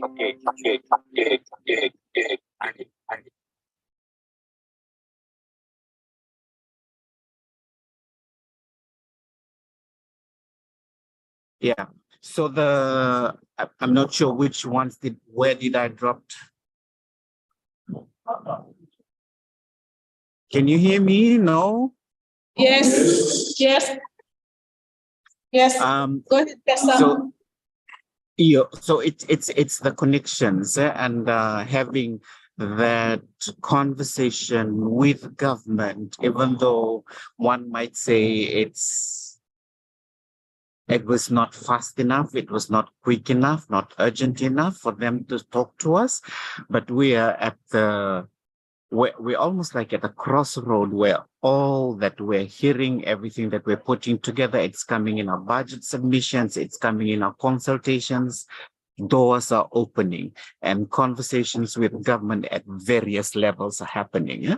So I'm hearing stories of the team going to the DO, and I remember a conversation with the DCOS chair of MBA, even though it was about it was a totally different issue, but she managed to go to the Commissioner Weston, and those are the conversations that we're having, and you at the forefront are making that happen for us. You're collecting stories, you're telling very real stories in real time on the ground, and we're at this level, and it wouldn't have happened without the hard work that you have done. So, I mean, UNDP, if Marine is in the room, or maybe when she joins tomorrow, believes in us that we're able to go into this new phase in terms of public finance management. So thank you so much for the great work that you have all done and continue to do, and connecting this with the work that's happening around the region. And louder, our song will become melodical to everyone and would want to work with us. So thank you once again, and thank you to the Secretariat for the hard work and trying to make sense of how we say and do things and report in terms of following the money, as the ED of Piango would say, and looking at the pressure points. Or something I joked to her about is we're all in a pressure cooker and we're trying to find ways to make things work, to connect the dots, to ensure that we unpack and share our stories that our people on the ground understand. So thank you so much, everyone, for the beautiful sharing you've done. And it's just the beginning into this next phase where we'll be able to follow the money better, and government really has come to the table and would like to work with us on that. So congratulations to all of us, to all of you at the front line.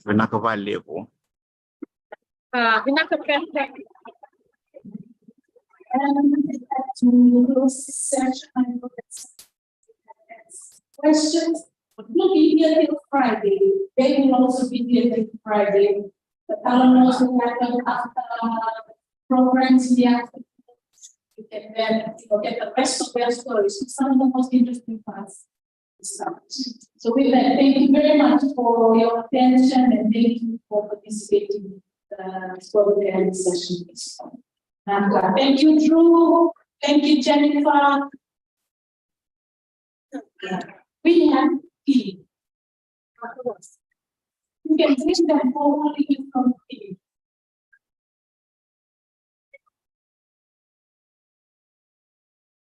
Mm.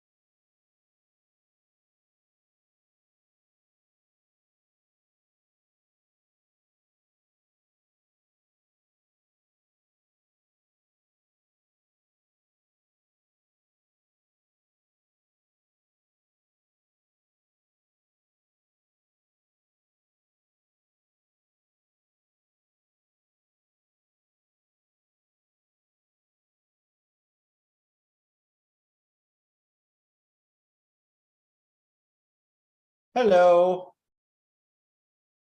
Hello.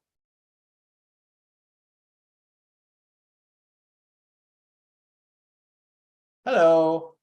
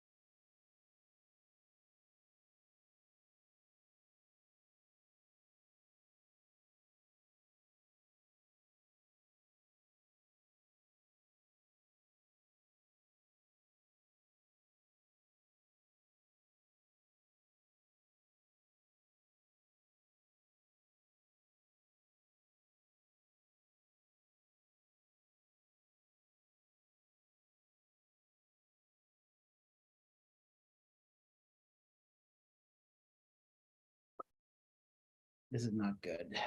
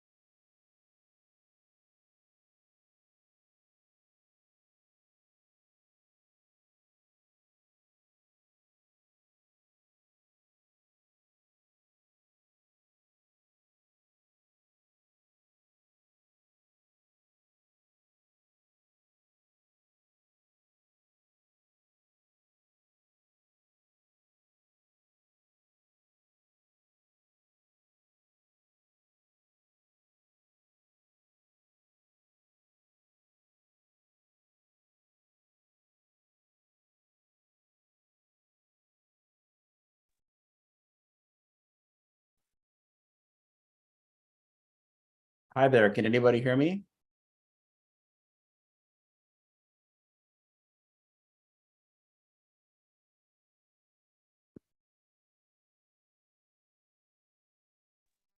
Sorry, Jeff. Can No you hear me? problem. Yes, I can hear you. I was just wondering, what do you think the accurate start time will be? Sorry. Oh, I was just wondering, what do you think the actual start time will be, the accurate start time? Oh, yeah. I can hear you properly. I just want to let you know that we are starting soon in the next 2 to 3 minutes, just to get everyone in. Do you have a presentation? I did have a presentation, but I talked to Maureen and I'm not going to use it. I'm just going to speak to the group.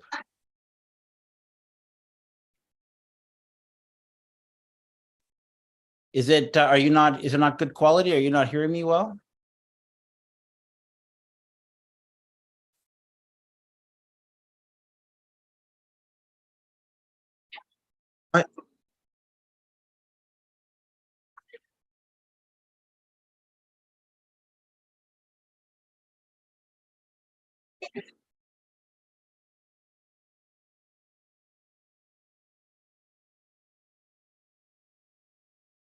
Sorry, I'll just switch off that. Feedback and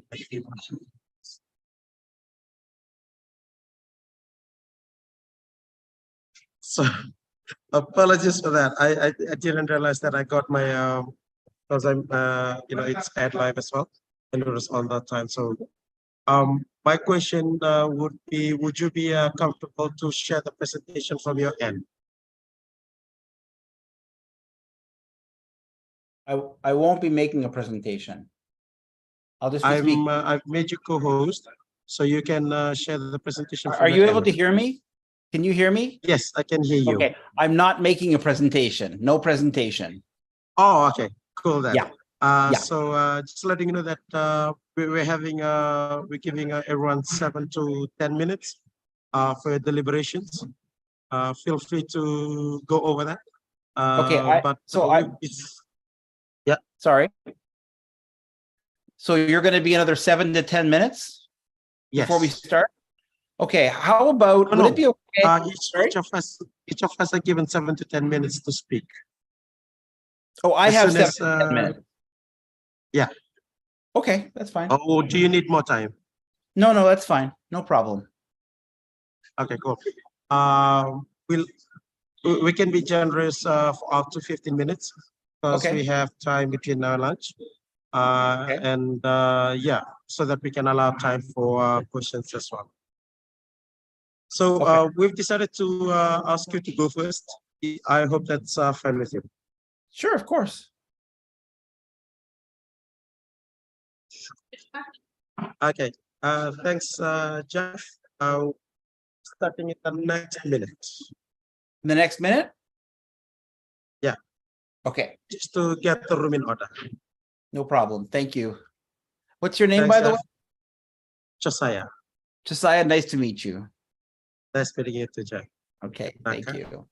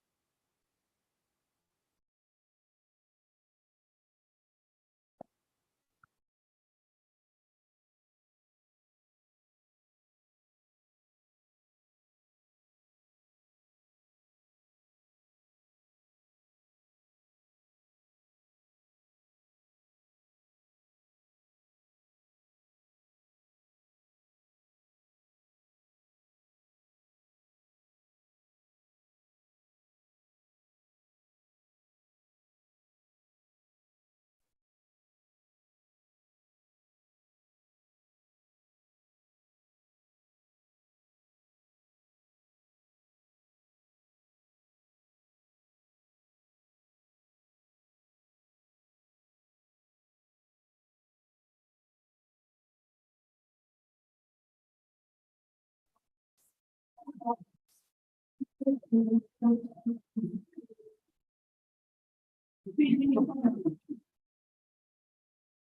are talking to be coming back in expert. Maybe when you go.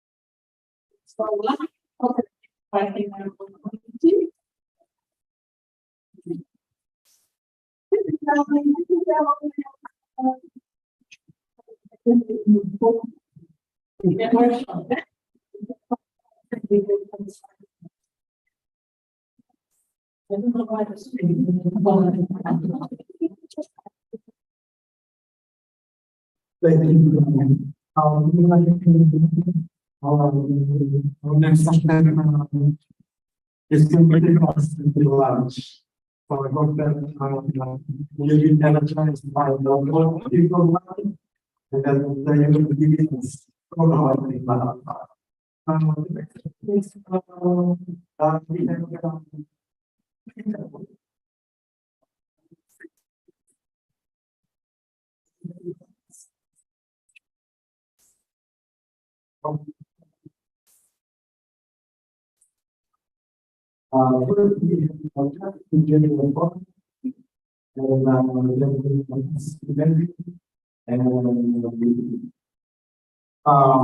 Jeff is a consultant with the experience.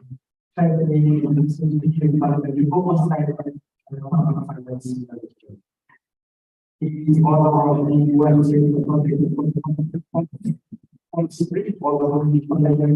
in public administration legislative, but often as a factor is effectiveness management, it's political leadership and political will. So when we consider that, I must be not for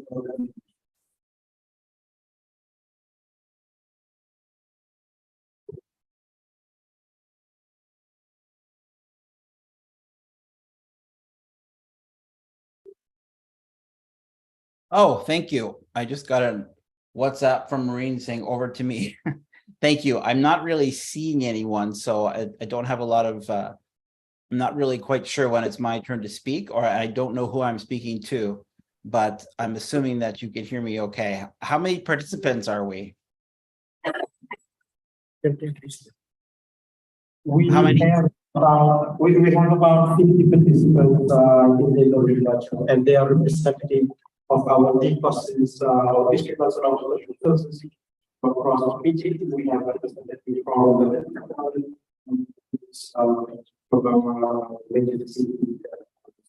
Okay, okay. non-government organization. Wonderful. That's interesting. I just did a workshop in Zambia for CSOs on the role of Parliament and oversight of public. Sorry, not on the role of Parliament, but in the use of the open budget survey and open budget processes, and the role of fiscal and debt transparency. So it's interesting. Oh, good. Now I can see some people. Thank you. I'm a very people person, and I like to actually see human beings. We all remember the COVID years where we were just talking into a camera. So it's nice to see you. I was asked to talk today about the crisis in Sri Lanka, and to maybe to share some perspectives from my recent trip to the Sri Lankan Parliament in December of last year. I will be going back sometime in the next few months. I was also in the Maldives in December. And the Maldives, of course, is very close to Sri Lanka geographically, and certainly watching the situation, hoping that they don't face a similar situation. So I'll depend on you via WhatsApp to tell me if I'm off topic or if what I'm saying is helpful or not helpful. But in terms of the crisis in Sri Lanka, there are so many factors that we could have a full day conversation about this. I mean, there is, just to start from the broadest of terms, there is the government spending, overspending, low revenue collection, borrowing practices, of course, including lack of borrowing transparency, but also borrowing non-concessional loans, economic mismanagement, natural disasters, political instability. So obviously that it's not going to be very helpful to give you that level of context, but just from a high level, there are a series of problems that have plagued Sri Lanka. My work was mostly with the Parliament. Most of the work that I did was with the Parliament. So I'll talk to you a bit about the parliamentary angle, but I think you'll see that these issues are very, very closely interconnected. I would start by saying that one of the key factors in Sri Lanka's that led to Sri Lanka's debt crisis was the fact that Sri Lanka has an executive presidency. This is a country where the president's relationship to Parliament is quite removed. And although Parliament does have an important role to play in oversight of ministries, particularly ministers who are in Parliament, it doesn't play a very strong role in oversight of the presidency. And the system was designed like that, following a constitutional amendment. There's a lot of ricocheting that you see happening as a result of that. Namely, very weak parliamentary oversight. And if anybody in the room is thinking that this is a strictly parliamentary issue, or that I'm bringing a very narrow angle, I wouldn't say it's so much about Parliament. That might be my vantage point. But the reality is there's very little information being provided by the government to Parliament and to the public about the financial situation in Sri Lanka historically for many years. So, weak parliamentary oversight is just a symptom of a much wider problem. I think a lot of it has to do with the absence of fiscal and debt transparency in Sri Lanka. If you try to find out what's going on in Sri Lanka, you'll notice that they have not conducted a PIFA in a long time, which is the Public Expenditure and Financial Accountability Assessment, which is kind of the gold standard for public financial management. They're not part of the World Bank debt heat map. They have not conducted a DEMPA, which is the debt management assessment tool of the International Monetary Fund. They have conducted an open budget survey. They have participated in the open budget survey, but it's very hard to find out information about how transparent Sri Lanka actually is. So, there's a whole series of key documents throughout the budget cycle. Now, we're not even talking about debt here. We're talking about fiscal documents. So when I say fiscal, I mean budget documents that are not being provided by the government. There's no pre-budget statement 6 months before the budget is tabled. There's very little in-year reporting, which means that financially, when the year has begun, when Parliament has already approved the budget, there's very little information being provided as to how that money is being spent. The revenues forecasted by the government, were they actually achieved? Are they actually collecting as much taxes, or are taxes down and spending up? There's very little financial information that's being provided by the government to Parliament and the general public. And I think that's because they don't necessarily have that information themselves. There's no role really for Parliament in approving the budget, except for a very minor role by one budget committee. There's no sectoral committees conducting budgetary oversight. So, for example, the Education Committee is not looking at the education budget. The Health Committee is not looking at the health budget. So really the work that's being done is in Parliament is very, very limited. Similarly, the work that's being done in terms of the documents that are available on the public debt situation are extremely limited. So key documents such as the medium-term debt strategy, the annual borrowing plan, are not being prepared by the Ministry of Finance, and they're not being provided to Parliament and to the public. So a medium-term debt strategy, for example, would outline how is the government managing the debt portfolio of the country? What are the risks associated with that management? Is there a lot of short-term lending that's going to be called in by foreign investors or foreign lenders that could cause a liquidity crisis? These issues are not being prepared. These issues are not being communicated by the government to the public and to Parliament. And I think as a result, there's a real absence of debt and fiscal transparency, but there's also an absence of oversight. And the system, unfortunately, very little has been done to increase that oversight. When I went to Sri Lanka, I have to say that I expected a little bit more contrition. That is, I expected the people in Sri Lanka to be a little bit more that maybe this had created some attitudinal change, that the parliamentarians that I met with would be highly concerned about the situation and want to take serious action.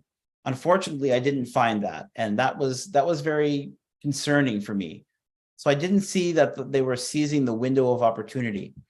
One of the experts that I actually interviewed in a podcast, and I can share the link with you to it's my podcast, that I interviewed an expert from Sri Lanka.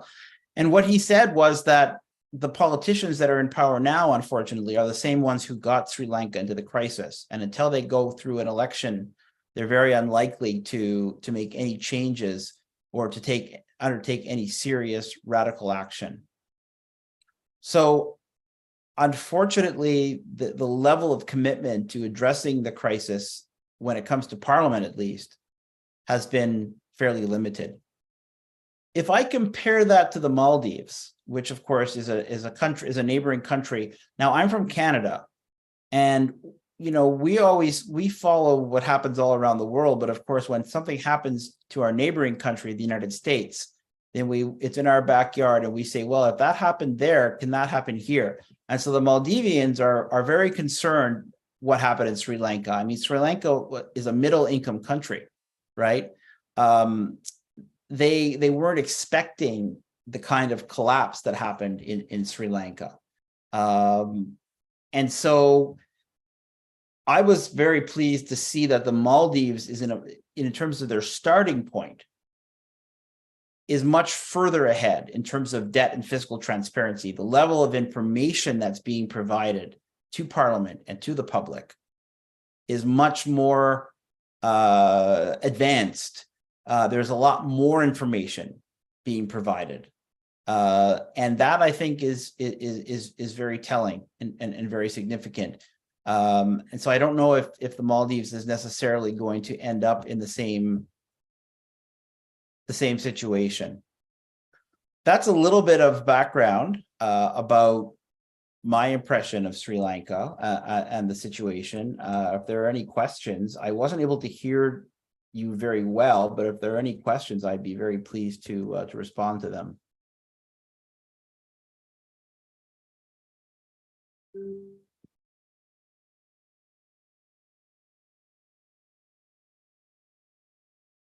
Oh, you're so welcome. I don't know if that's what you were looking for, but that gives you a little. This is for the decision of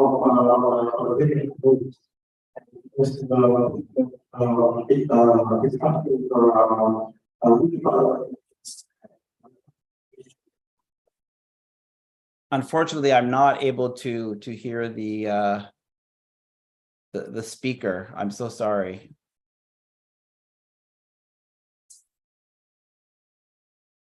The audio is quite bad. So, is it coming to you now or?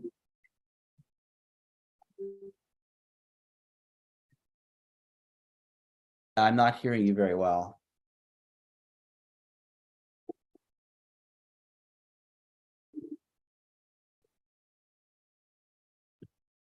Sorry, can you hear me now? A little bit better. Okay.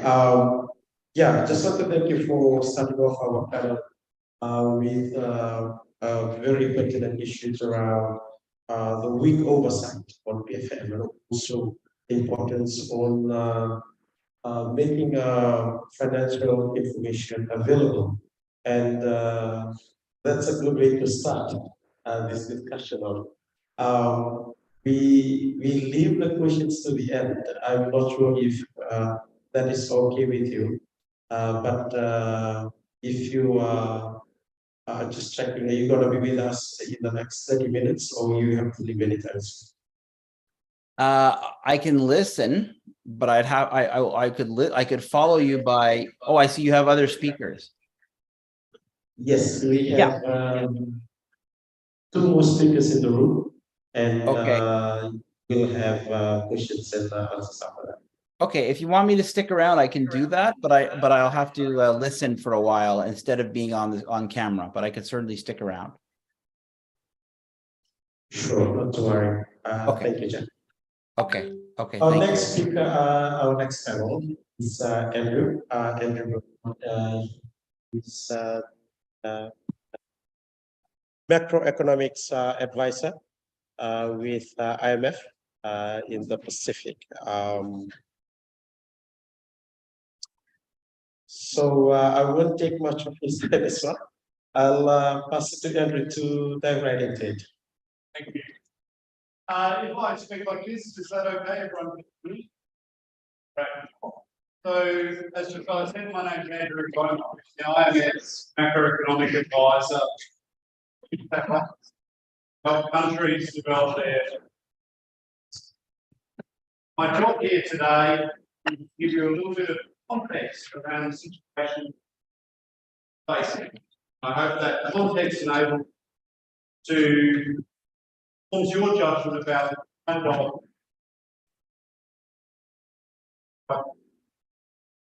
it's great to see so many people here in Fiji gathered for what is, I think, a really important community meeting. After all, this is the budget belongs to every is known as ownership in the budget. So my job is to give you the information So what's the situation that we face at the moment? We know that the last 3 years have been very, very tough. Very, very tough here in Fiji, and maybe two associated with tourism. Very, very hard. A lot of people had to go back to their villages, go back to farming or fishing or something to survive. Across the Pacific, we have a similar story in many countries. It's probably hard hit because it was so dependent on tourism. So many people were very privileged compared to some other countries. So that's the situation. How does the government during that time? Well, of course, revenue fell by a lot. People weren't working and paying taxes. They weren't buying things from the shop and paying VAT on it. What to do? Their revenue's falling. They're running a deficit, spending more than they're getting in. The IMF's general advice to countries was need to see this crisis through by maintaining spending. Government saw its revenue and cut its spending. Line with that, well, that could make a bad situation much worse. Government is suddenly deciding it's going to back off. The IMF's general advice to countries is to maintain the spending, get through the crisis, and then at the other end, start that process, paying down that. So, yes, over 3 years, the government's total debt here is quite a lot. It's now reached around 9 billion Fiji dollars. There's a share of the total size of Fiji is about 85%. So if your income, someone's income was $100, this means that you owe $85 to someone else. These are loans. Those people want that money back. But that's the situation at the moment. It's not a critical situation, but it's a vulnerable situation. If if your income's $100 and you owe $85, you had to make repayments every week. Might be a bit worried if there was another shock that happened. What if you lost your job? Be able to make those repayments, maybe people who you owe the money to.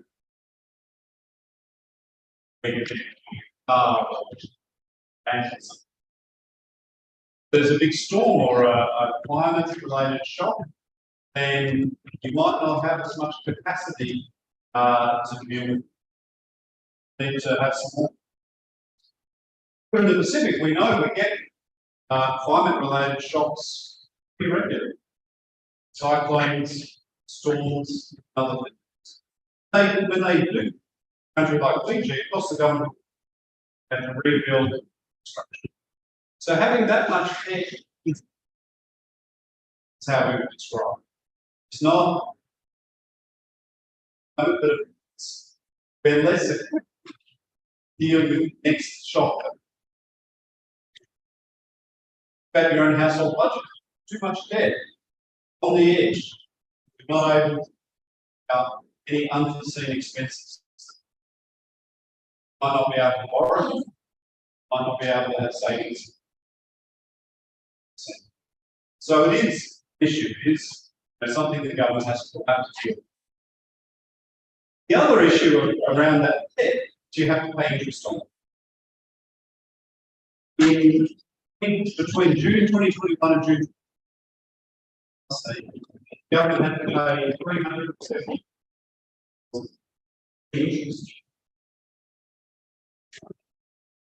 You think about the other services that you and your community do regularly. Quite a lot, right? That's a lot of money. So the debt has money, it's got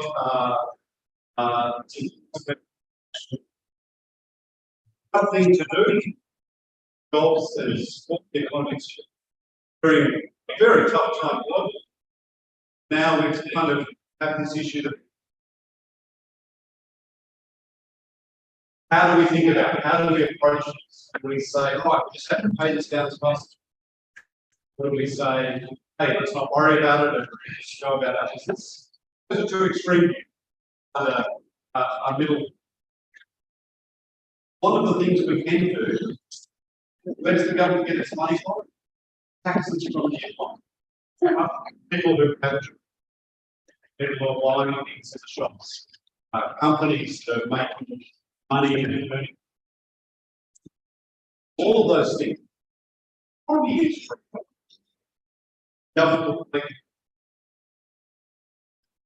So an economic growth, wherever that comes, villages growing more, tourists getting more tourists in and people making more money and paying, people having more spend. That's where the government gets its revenue from. That enables it to pay down its debt sooner. But it's important for the economy. Many of you will probably know better than I types of things that will be there to help the economy. What are the constraints on business operation? If you're but another part is the government's tax base. Even before COVID, the government made a number of to taxes. To spending more than it was earning. More than it was spending more than it's earning. All of the time, that's not a sustainable situation. Otherwise, just keep spending. Nothing will go wrong. So either got to reduce spending, including government earning. But it's very likely government will have to some increases in some of them. Very, very likely. It's a kind of taxes that are likely to cut. It's VATs, be a lot of pressure. What does that do though? That can affect some of the most vulnerable people. Price of rice, if the price of tin milk, price of fish goes up, and you're someone who.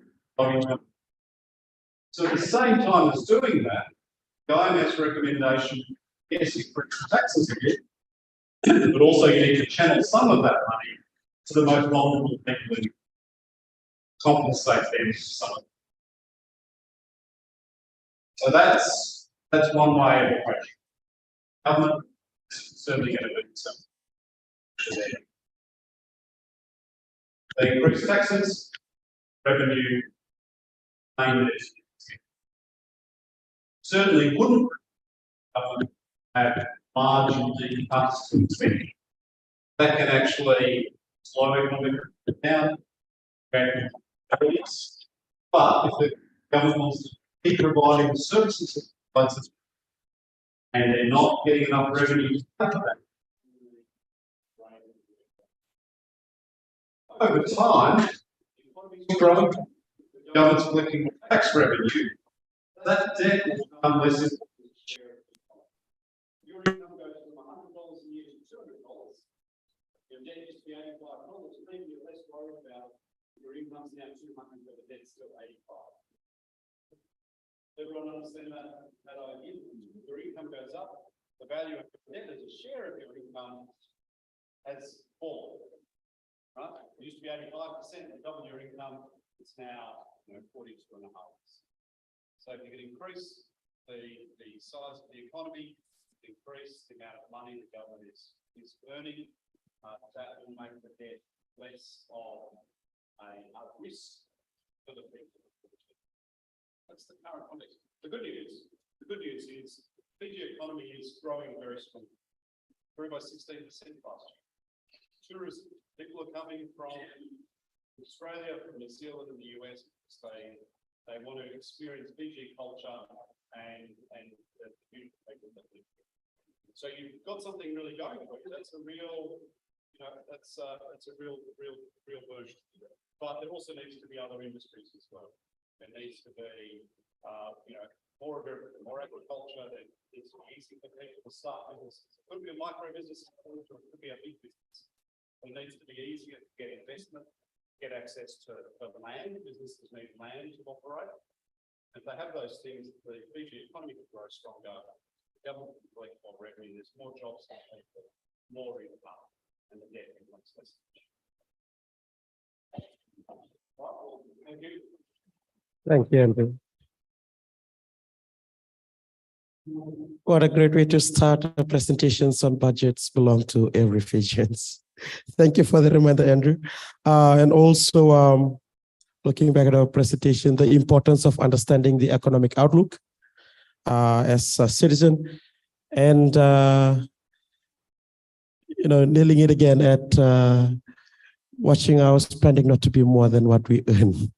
Thank you so much, Andrew. So I won't take much of your time. Thank you, Jeff, for staying online. I'll pass this time to Luke. Luke Fletcher is the Executive Director of Jubilee Australia. He have explained what he was going to speak on, but I won't bore you to that, and I'll pass the microphone to him. Thanks, Josiah. Thank you so much for having me here today. I want to first of all thank FCOS and Piango for organising this really important meeting, for Josiah for chairing this session, and I'm really pleased to be speaking with the two other experts as well as Josiah today. Hi Jeff, I haven't seen you for a while, but it's good to be with you again, and I'll talk about Andrew's work in a minute. But yeah, I'm very pleased to be on this panel. I wanted to first of all say a few things to pick up on a lot of the points that Andrew and Jeff have made today. The first thing I wanted to say is to take a step back and look at the context of the question of debt and development, because my organisation, Jubilee Australia, was formed in the late 1990s when there was a large global debt crisis happening, affecting many global South countries. Those of you who are a bit older may remember that a lot of countries in sub-Saharan Africa and a few in Latin America and Asia were in very serious debt distress through, which started in the 80s actually, all through the 90s. And there was a very large civil society campaign formed by organizations like yours, like ours, for a change of the approach. And after a lot of lobbying, advocacy, people marching on the streets in the 90s and then again in the 2000s, the governments of the world listened, and they got together with the IMF and the World Bank, and they set up an initiative to initially provide debt relief and eventually to cancel a lot of those debts to the most heavily indebted countries.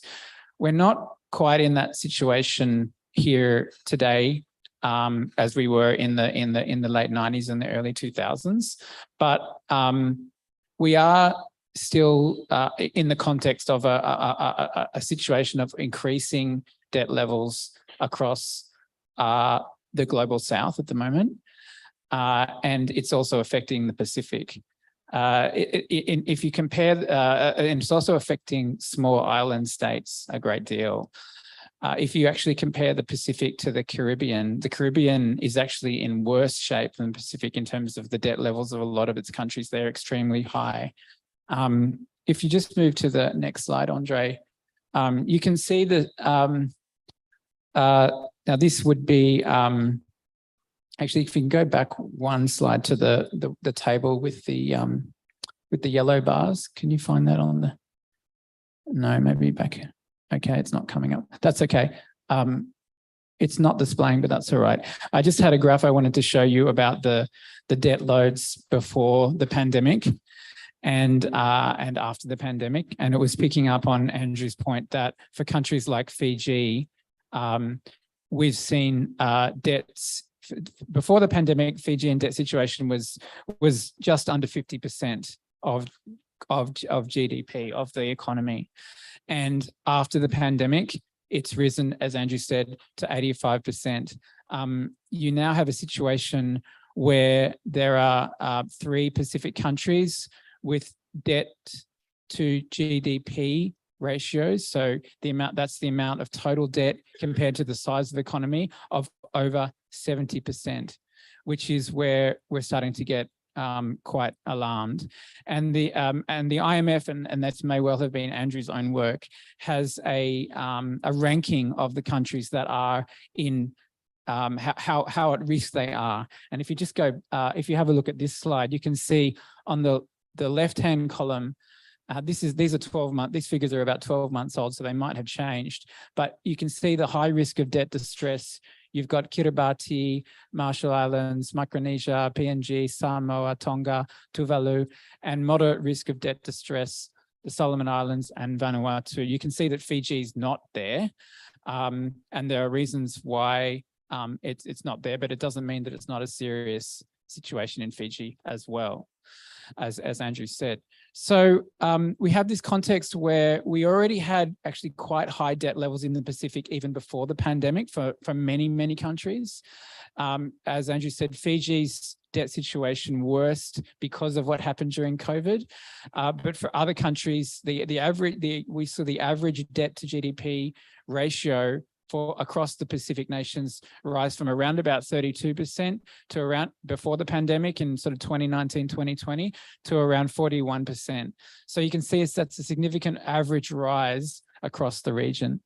The second context that we should think about when we're talking about debt is about the connections between debt and climate change. And this has already been touched on by Andrew. So if you just move to the next slide, Andre, we have here a vicious circle depicting the connections between debt and climate change. And I apologize that for those of you at the back, you probably can't see the writing in these circles. But what we've got is a situation where, as we see increasing natural disasters, which we're going to see certainly for the next few decades, an increasing number of natural disasters, we have a number of things happening. First of all, the natural disaster requires cleanup. It requires humanitarian assistance. This all requires government spending. So the government has to reallocate its own funds. The government has also to borrow money from, or sometimes it has to borrow money to do the cleanup, to repair the infrastructure, bridges destroyed, roads destroyed, rising tides impacting rebuilding seawalls. All of this sort of what's called loss and damage infrastructure needs to be rebuilt, and that costs money. Some of this the government can finance out of its own allocations, or it can borrow from international donors, but that is going to increase the debt. So you have an increase in government spending for natural disasters, you have an increase in borrowing, and you also often have, after a natural disaster, a shrinkage of the GDP, the nation's economy. So if we move to the next slide, hopefully it displays, yes. So you can see here on the left-hand side, the dark green bars are Vanuatu's debt as a percentage of GDP before and after two extreme weather events. Okay, you can see it's down here at just around 20, just over 20%. And then after after the cyclone, after the first cyclone, it's now almost at 40%. And then after the next natural disaster, and then a few more years in 2020, it's now at around 50%. So that's a real life demonstration of what can happen to a country after a climate-related disaster. And this is the first connection between debt and climate change, is that the debt goes up and the GDP goes down. So if the debt goes up and the GDP goes down, then you're going to have more money to repay, but as Andrew said, less resources to repay it. So this is the connection between debt and climate that in the Pacific we have to be very wary of. So what should my organization has written with Caritas, and some of you might have seen it, called Twin Clouds on the Horizon, about this very topic. And we made some recommendations together about what sort of things that we should be in the Pacific asking for when it comes to climate finance. Because if at the moment, Pacific is doing quite well in one sense, in that most of the climate finance that's coming into the Pacific is in terms of grants. So it's not going to increase the debt if it's a grant. If it's a loan, as Andrew said, it is going to have to be paid back one day. Even if it's a concessional loan, the interest rates are lower, but it will still have to be paid back. Okay, so and it may be over a longer time, but it still has to be paid back. So it's very important that both we in the Pacific, but also your friends here in the global north, Australia, New Zealand, US, other countries, make sure that the climate finance that is coming to the Pacific is in the form of grants over loans as much as possible, because that will mean that the Pacific nations are not paying themselves for a crisis that they didn't create. And I'm sure I don't have to tell this audience, you're very aware of where the fossil fuels have been burnt over the last 200 years, and it hasn't been in the Pacific, right? It's been in countries like mine. So we have a crisis that the Pacific nations didn't create. We want to make sure that when we're both repairing damage after an extreme event, but also doing what's called adaptation financing. So doing building new infrastructure to prevent future crises causing as much damage, like seawalls. I think there might be a photo here, Andre, coming up in a couple of slides. Building seawalls, new navigation lanes in the sea lanes, all these sorts of infrastructure that are going to help Pacific countries adapt to the new world that we're already living in. Those types of finance, that adaptation and what's called loss and damage finance need to be in grants as much as possible in order to limit the amount of debt that countries are paying. So that's the connection between. I could say more about that, but I know that we're probably going to have a lot of questions, so I just might move on to the next part of what I wanted to say, which is about picking up on Jeff's presentation about the Sri Lanka case, about the importance of civil society and parliamentarians having oversight with the budget and with what's happening. So if we move to the next slide, Andre, one more, sorry. And one more again. So what are the sort of questions that we as civil society organizations, and we're the same with our government in Australia, but we all as civil society organizations want to know from our government? Well, there's two sets of questions. The first set of questions is about the types of loans that the country is getting, okay?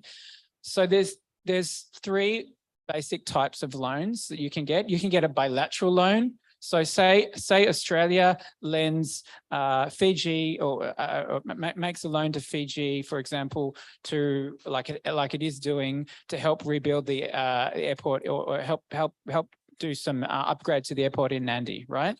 That's a loan that either the Fiji government or a Fiji corporation who takes the loan has to pay back. Okay, that's called a bilateral loan. The second type of loans are multilateral loans. They are given by institutions like the World Bank, the Asian Development Bank, the ADB, and occasionally, if you're in that situation, the IMF. Okay, if you're in real trouble, exactly. The extent of the type of loans that those institutions give depends on your country's status, whether it's deemed a low income or a middle income country, for example. So you can get higher or lower interest rates and longer or shorter repayment terms, right, depending on your status as a country. And then the third type of loans are from private creditors. So this could be like a bank. For like a big bank gives a loan to a government or a government-sponsored entity, or it could be, in the case of PNG and Fiji, it could be just individual investors buying the country's bonds or securities. Now, of all the Pacific countries, only at the moment, only PNG and Fiji, as I understand it, have those sorts of bond markets for investors to make. But that's a very important type of debt, because often it's domestic, but it's not always domestic investors. Sometimes it's overseas investors, and it's a lot more complicated with private debts to renegotiate debt terms if you want to have some debt relief than it is with the other debt creditors. So at the moment, Fiji doesn't have a lot of that. At least the latest figures that I'm aware of. PNG has around about sort of 15-20% of its debt in the hands of private creditors. But it's important for a country to and for civil society to know where the debts are coming from. That's the first thing. So if we see the next graph, Andre, the next slide, you can see here the breakdown between bilateral and multilateral debt by country. So we have from the left to right, we have Fiji. So the light blue is bilateral debts, and the dark blue is multilateral debts. So that's like World Bank, ADB, that sort of thing. So you can see Fiji, on the left you've got Fiji, then PNG, Samoa, Solomon Islands, and so on and so forth. So you can see that Fiji, and these are data from 2021, so it might be a little bit old, but you can see it has about 70% of its loans for multilateral organizations like the World Bank, for example, and about 30% bilateral debt. And in fact, that's pretty true across the region, that most countries have mostly debt from multilateral organizations. That's important to know, okay, to think about when you're thinking about how is the government going to manage that debt, because it depends on what type of repayment terms you might get. And then the second type of thing you might want to, just going back one slide, Andre, you might want to know are what type of loans are you getting, or what types of debts are being offered. So how, as I said, how concessional are the loans? That means how much interest are you paying? What are the repayment terms? How long do you have before you have to repay them? And really, really importantly, what are the loans for, right? Are they going towards projects that are going to help the sorts of inclusive development that Andrew mentioned? Or are they going to projects that are not necessarily in the public interest, but because someone in the government thinks they're a good idea? And that's where civil society oversight, again, is so important, because you know where the money is needed in your communities. If you are not keeping an eye on these big projects and following the money, as Siali says, is one way to do that, they could be spending money on what we call white elephants. You know about white elephants? Have you heard that phrase before? Big projects that are going to not serve anyone's purpose except make a few people wealthy, yeah? So the types of loans are very important. Also, the purpose of the loans are very important as well. So that's another thing to keep in mind. There's a second set of questions that you want to keep in mind when you're looking for transparency from your government. Just moving on a couple of slides, Andre, thanks, yes. And that is the sorts of questions, and these have already been touched on today, around how the government is planning to manage its debt. Okay, so the first type of thing is, well, how much is the government going to be repaying over the next, say, 5, 10, even 20 years? Andrew mentioned that Fiji is in 2021 paid just in interest rates alone paid about, how much was it? 370 million Fijian dollars. So what you would want to know from your government, both Fijians and for non-Fijians in the region, is how much is the government expecting to repay to its creditors every year? Okay, because it's one thing to say, oh, we have Fiji has a debt of 9 billion Fijian dollars. Okay, that's helpful to know. But unless you know how much the government is slated to pay every year, we don't really have a clear picture of how that debt is going to impact our lives in the next 5, 10 years, okay, or even 20 years. Okay, so it's really important. And I know that FCOS are engaging with the Fijian government on these questions right now, which is really important leading up to the summit. But to ask these sort of questions and for everybody to understand how much of an impact this debt repayment is going to have. So that's the first thing. So within that, it also is helpful to know what's the breakdown between international and domestic creditors, for example, and between public and private creditors. Now, why is it important to know the breakdown between international and domestic creditors? If you're repaying a domestic creditor in Fijian dollars, that's a lot easier to do because you don't have to earn foreign exchange. You don't have to sell goods in order to pay for that, okay? You can use Fijian dollars, which is easy for the government to earn. So that's important to know. You also want to know how much is between public and private creditors, like I said, but for the reasons I said before. Public creditors are often easier to renegotiate terms with if you're in trouble. Then other things that you want to know, as I said, is the annual debt, what I was talking about before, how much you pay every year is called the annual debt service. So the annual debt service as a percentage of GDP, that's going to be an important figure. And the annual debt service as a proportion of government revenue. So these are the sorts of technical things that it's going to be important to ask your government or governments if they can release that publicly, because as Jeff said, without that public plan release, it's very hard for civil society to be able to then make a judgment on what the government's plan is. The second types of things you want to know about is how is the government, and this is picking up on Andrew's point, how is the government planning to pay for this? How is the government planning to grow its economy? And how is the government planning to collect more revenues? I won't go on about that because Andrew's already talked about that, but this is really important. Why? Because the types of growth that the government chooses are important. If it's the sort of growth that Andrew was talking about around improving agricultural productivity, improving the ability of farmers to get their goods to markets, improving the sustainable tourism industry, that's fantastic. But if it's a sort of growth that could be causing other long-term damage to the economy, that's not so good. What sort of growth am I talking about? Well, for example, go to the final slide. We know, and this is how we've come to be working here in Fiji with our friends at FCOS and others, is that a lot of countries, we see this in PNG where we've worked a lot. Some countries are planning or might want to be tempted to plan to repay their debt by opening up and extracting their natural resources, which can be done in an effective and environmentally sustainable way, or it can be done in a very environmentally damaging way, which is going to hurt.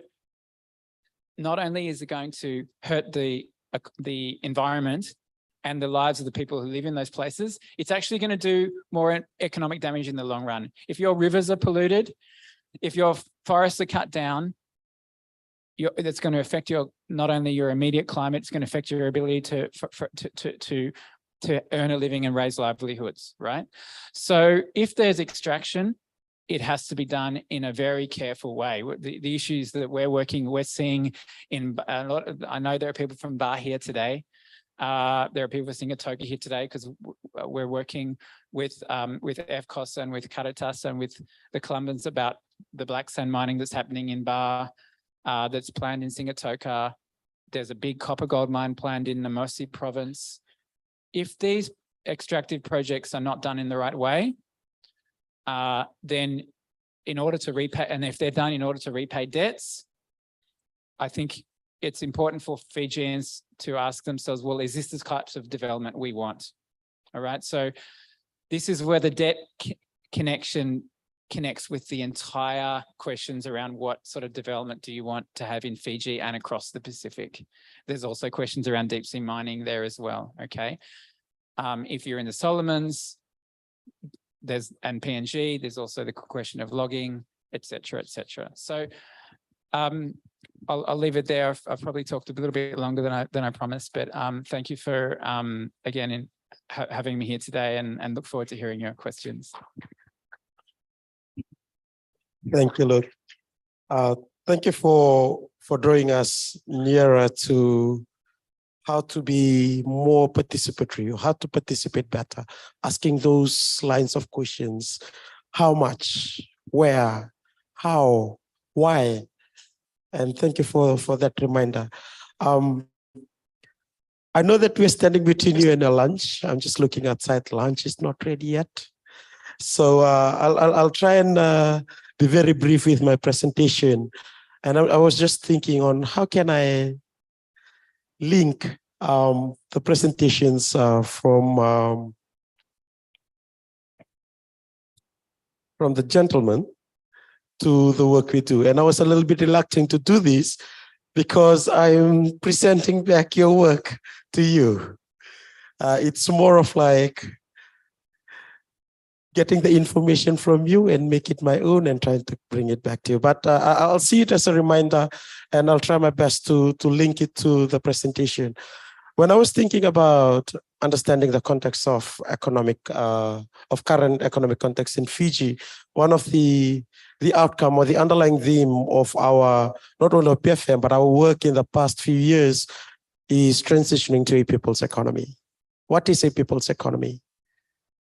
If I give the mic to Vani, I think we can have the whole afternoon discussing about what is a people's economy. How do we want to shape an economy that have people at the heart and at the center of it, planning at the heart and center of it, policies, and also its implementations of development plans, and why are we getting the loan? Is it going to help the people? How much are we getting and how much of it is going to go back to the community? And who is addressing the big white elephant in the room? And all these questions that I'm just reminding you, these are the questions that you were asking us when we were making our rounds.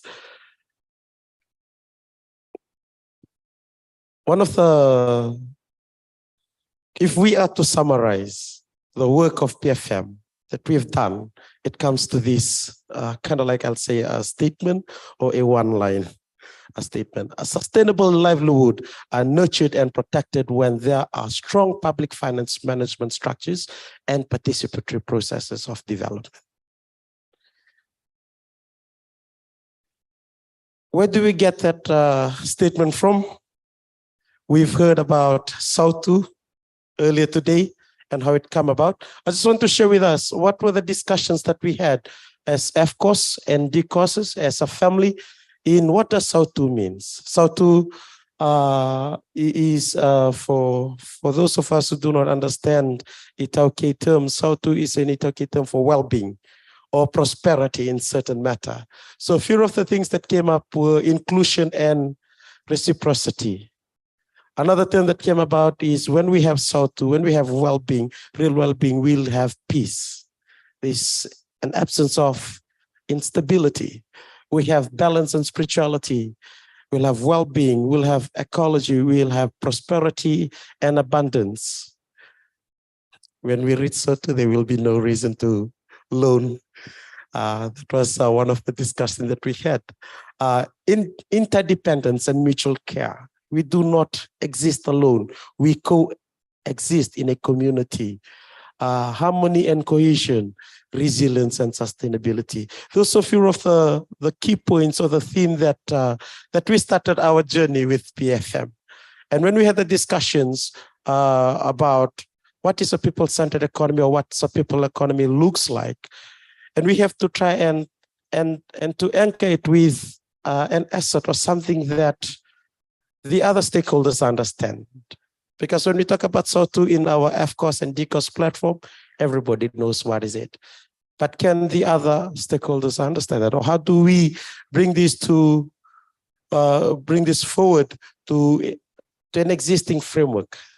And yes, there was an existing framework, and it's the livelihood assets framework. Looking at those three assets, the human capital, natural capital that talks about land, and Luke touched about and Eric talks about climate change, the linkage between our economy and the climate change, and also extractive industries, looking at financial capital, physical capital, and social capital. None of them exist alone. They coexist, and they coexist together and balance, but they coexist for the poor that is in the middle, or the people. So that is where we started the discussion. That is where we started our journey. Livelihood, according to Chambers and Conway, livelihood compromises the capabilities, assets, and activities required for a mean of living.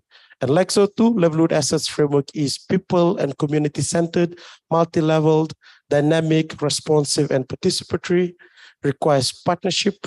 It's sustainable, holistic, and strength-based. I know most of you have seen this slide or this wording many times, but this is the foundation where we started off our journey with our SOTU or well-being with PFM. Like SOTU, there must be interlinkages. We've heard about how we do not exist alone. If we are helping one part of the community, if you're learning for infrastructure, how does that help the other aspect of the community, the social aspect of the community? And the value add to that is that community or people leadership and ownership are being emphasized. So that is the value add to the two when we bring the two together, the livelihood assets framework and the SOTU. That to us is what we would say when we reach that level, then we can say that it is a people's economy, or the people is at the heart or the center of an economy. What comes out? Some of the key findings. This is not only for PFM. A few of our other projects that we've conducted in service, including black sand mining that we are currently doing with Jubilee Australia, and that is food insecurity, unclear and non-inclusive government initiatives, access to land, access to market, access to transport, bed roads, apologies for the typo, access to safe and clean drinking water, access to electricity, access to health, closing the feedback loop. Many times we give our information, but does it come back to us how those information were used? And also attention to community engagement approaches. What type of approach is needed in the community? What type of consultation is needed? Is giving out information on the 6 p.m. or the 7 p.m. news enough? Is getting people to speak on the talkback show enough? Or do we need to get to the community? One of the interesting findings that came out was that more than 80% of them needs face-to-face consultation or engagement. So what are the type of approaches that we need in order for us to build a people economy? And last but not the least, rebuilding safety nets. One of the findings that come out of our consultation when we were talking to many of you sitting in this room was that when everyone fails, when the government even failed to reach you on time after a cyclone or even during the lockdown, we have our own social safety nets in our community, our very own church that we attend, our own social network that we have, social gathering. They were the ones that help us better when the other system failed at that particular time. So the need for us to rebuild those safety nets. From all those, one of the things that one of the words that keep on coming up was access and also availability, or what we call agency. Access and agency, we with the support of UNDP as well and the UK government, we were able to have a co-design project. It was the first of its kind for us because most of the time we consult and then we come and design, and then we bring it back. But this process was that we sit in the room, we do not consult you, but we were designing the process together. We were designing what type of questions do we need, what type, when you're talking about access to information, when you're talking about data and the lack of it, when you're talking about relationship, when we're talking about capacity, what are some of the preconditions that come out? So through our open data and accountability capacity, it's a follow-up project from our PFM. We saw that those are the three main preconditions: data collection, integrity, and consent. How were the data collected? What were the mode of data collection used? Was it just an online data collection, or did you visit the community? Who do you collect the data from? And the second one is the consent. Were consent given? The principles of free, prior, informed consent. Even before asking for their consent, were they informed of what the needs surrounding gathering those information and data? The second one is around connection, coordination, and services. These also have to do with not only interagencies, but also our mobile connectivity.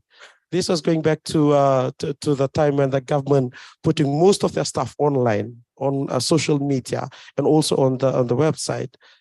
How many of us can access those information? How many of us have stable connectivity, internet connectivity for us to access those information online?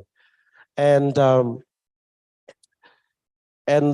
third one was around relationship and community capacity. One of the things that come back was the closing that feedback loop.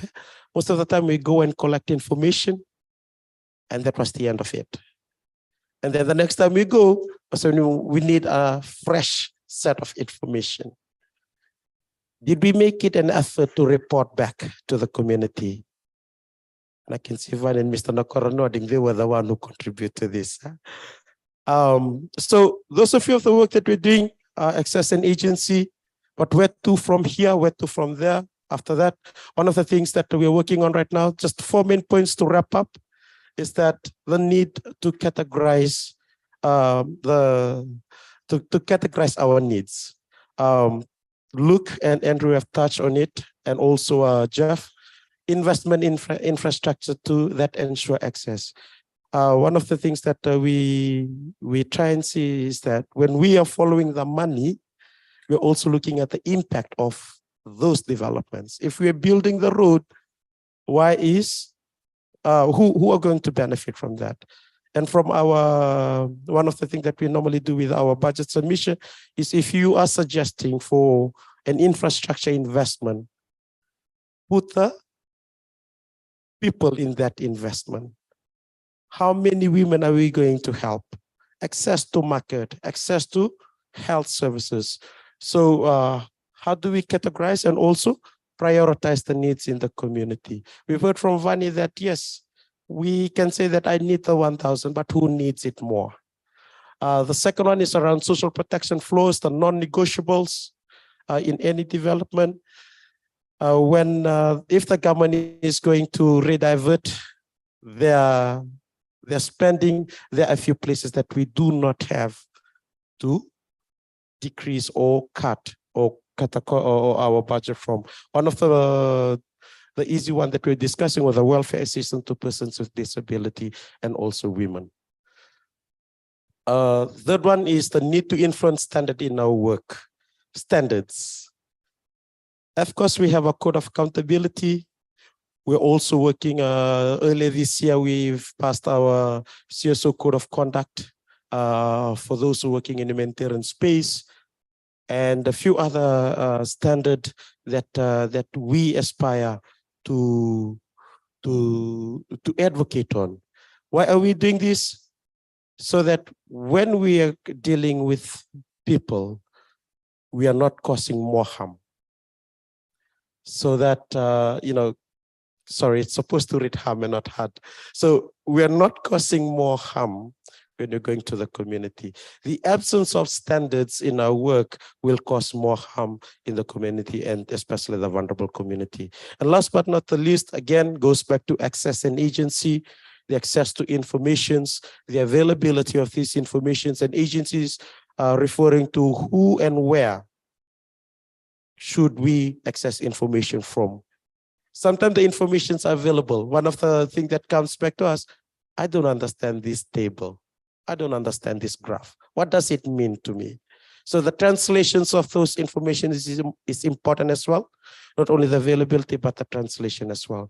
Sometimes we say like it's more costly to translate into vernacular, but sometimes we just need simple English. If I see a graph, if I pick up a graph, if it's gonna take me the whole night to try and read that graph, after the first hour, I will lose interest. So for us to participate better, we need those availability of information and also the understanding of those informations. So I'll stop there, just also to allow time for question and answers. We are at the mercy of those who are preparing our lunch, and therefore I will allow questions now. For if you have any burning questions, not only for me, but especially for the three gentlemen, because if you're going to ask me a question, I'm going to throw it back to the floor for my dear Kostas to answer for me.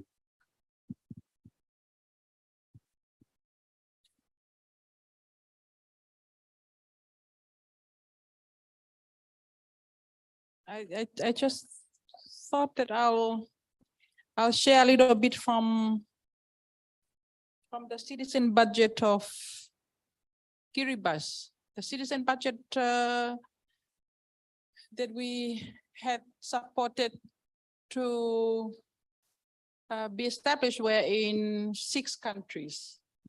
Only one in Kiribati that has debt servicing as part of the budget statement that they had presented. They allocated on an annual basis 3.6 million. Okay? They're paying back their loan. Okay? It's presented in the budget as part, it's debt servicing. You probably have, now we start to learn the language that they use. So when we ask people about how they pay back the debt, we can ask, because it's stated 3.6 million. And then you look into the allocations of the to different line ministries. Ministry of Women, Youth, Sports and Social Affairs, 2.1 million. Yeah, debt servicing is far more than line ministry's budget that we all know where it supported women, youth. As an example of what does debt servicing look like. Yeah, as I think the 2 gentlemen here had make it repeatedly saying that debt is not gonna go away. It has to be paid. Yeah, that's me wanted to be smart by picking up on the Kiribati. But on the last day, we will be looking into how we updated our Fiji citizen budget guide, because this is how important it is. You can carry it around with you in your community consultation. And when you look into different allocations of funds to line ministry that you know that you are interested because they are supporting livelihood in community, agriculture, fisheries, all that, then you would have a fair idea of just looking at it from your, just want to flag that there's some bit of work that we will be working on during this time to update our citizen budget for Fiji. Naka. Thank you, Madam Siale. Any questions or any comments from the floor?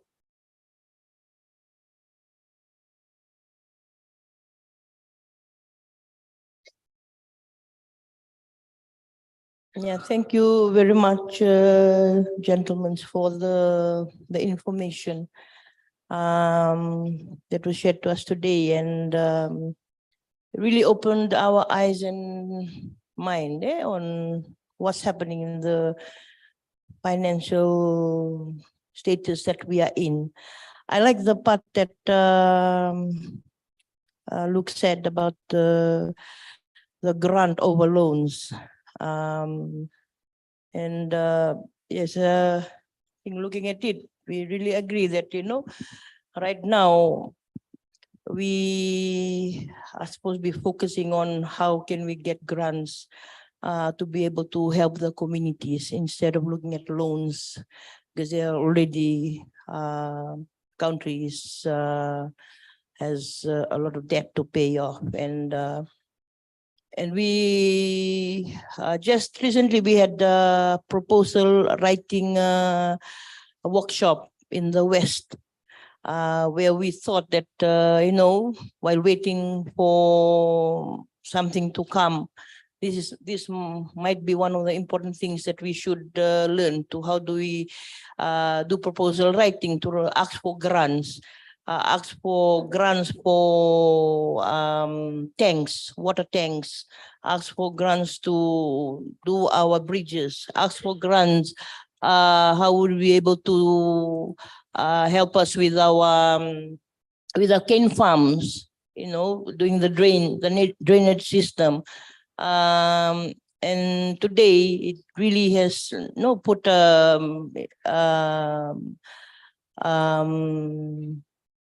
given us a green light. I think you say, okay, we are on the right track. While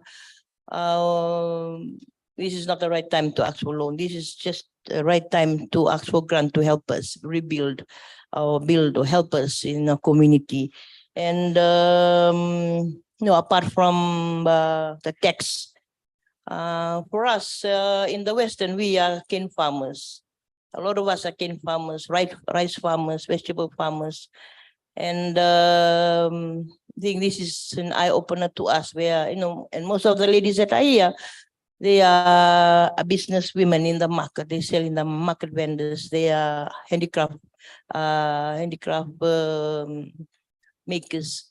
So, for us, we looked at each other when you said grants, and then when we had the training already done by FCOS and another one which arranged with our the Western office, we said, okay, maybe it's about time that we are resilient. We also used during our COVID-19 the SAUTU concept, and also we used the Soliselevaki, we called how we will be able to help each other.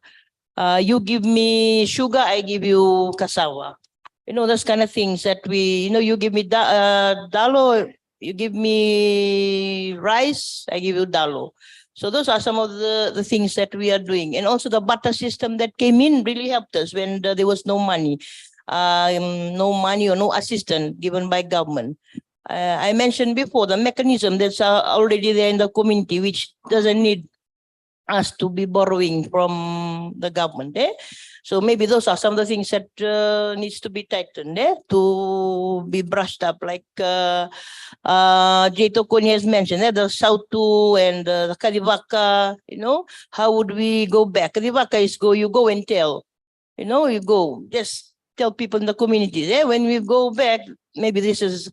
And then we're so blessed now that now we could also have on the Fale concept that we have been we've been lobbying about. Have something prepositioned by the CSOs. I mean, now our CSOs are a very important part of our journey on things that that is really needed in the community. Like for Jubilee Australia, we are thankful for that black sand mining is happening. But we are the ones that are fighting for that, and then also looking at how you mentioned that you mentioned how well you can do it for the community to benefit. How can we do it in the right way?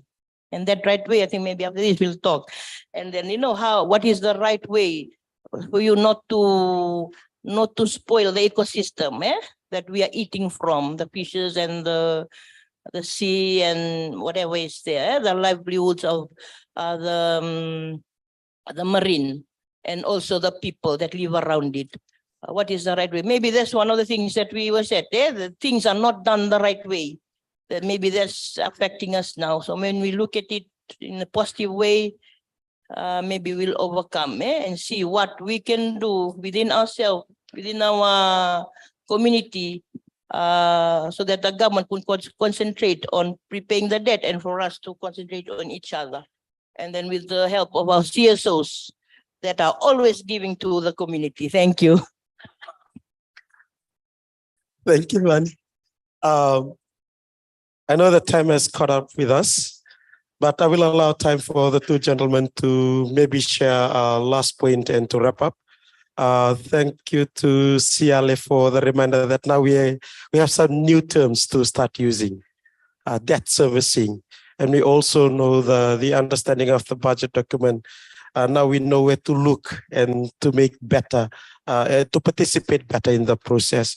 And also from Vanya, I know it has been long-winded, but to summarize it, the need, the beauty of community ownership, taking ownership and helping the government in the longer processes in that sense. So I'll give time to the two gentlemen to wrap up before we break out for lunch. Been very interesting hearing people's comments as well and hearing Luke's presentation. Thank you very much. I think I said at the start, having an understanding and having knowledge gives you power, ownership over the process. So I think this whole workshop is very important for that. I think one of the key things you can provide the government with, and I'm not telling you anything I don't think you already know, is that if they are going down this path, and that's up to the government, maybe they're raising taxes, maybe spending growth isn't going to be going up as fast as it was in the past, your job could really be to inform them about how this might impact people, some of the most vulnerable people in the community, and how some of those funds could be used to better support those vulnerable people. For example, the VAT is increased. Well, that's fine. That's going to help with this, the debt repayments. But some of that could be diverted and provided to the most vulnerable people in the community to make sure there isn't an adverse impact from that process. Trying to make out the difference. That's what I would say to my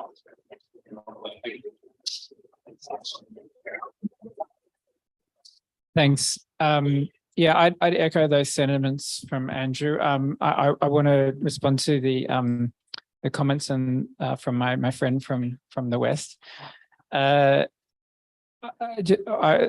suppose when it comes to the issue of loans versus grants, there are some, as you rightly intuited, there are some similar principles at the level of government, at the level of and the level of a community business, but there are some differences as well. If you have a community business that is profitable and that has consistent revenues, and you can't access grant, obviously grants is always better, right? But if you can't access grants, if you're a small community business and you have a consistent revenue, there's nothing wrong with taking a loan if you're confident you can pay it back. The principles that apply to a business are a little bit different to governments, right? And so we're not saying that as a small business owners or as a community cooperative, you should never take loans. It's preferable to get grants. What I was saying is, especially when it comes to climate adaptation, it's really a responsibility of all of our governments to make sure that there is grant financing for those sort of damaging, for the loss and damage, for harms done by climate change, and also for adaptation. But I guess coming back to your point about the connections between the sort of the government side and monitoring projects, like for example, the Black Sand mining.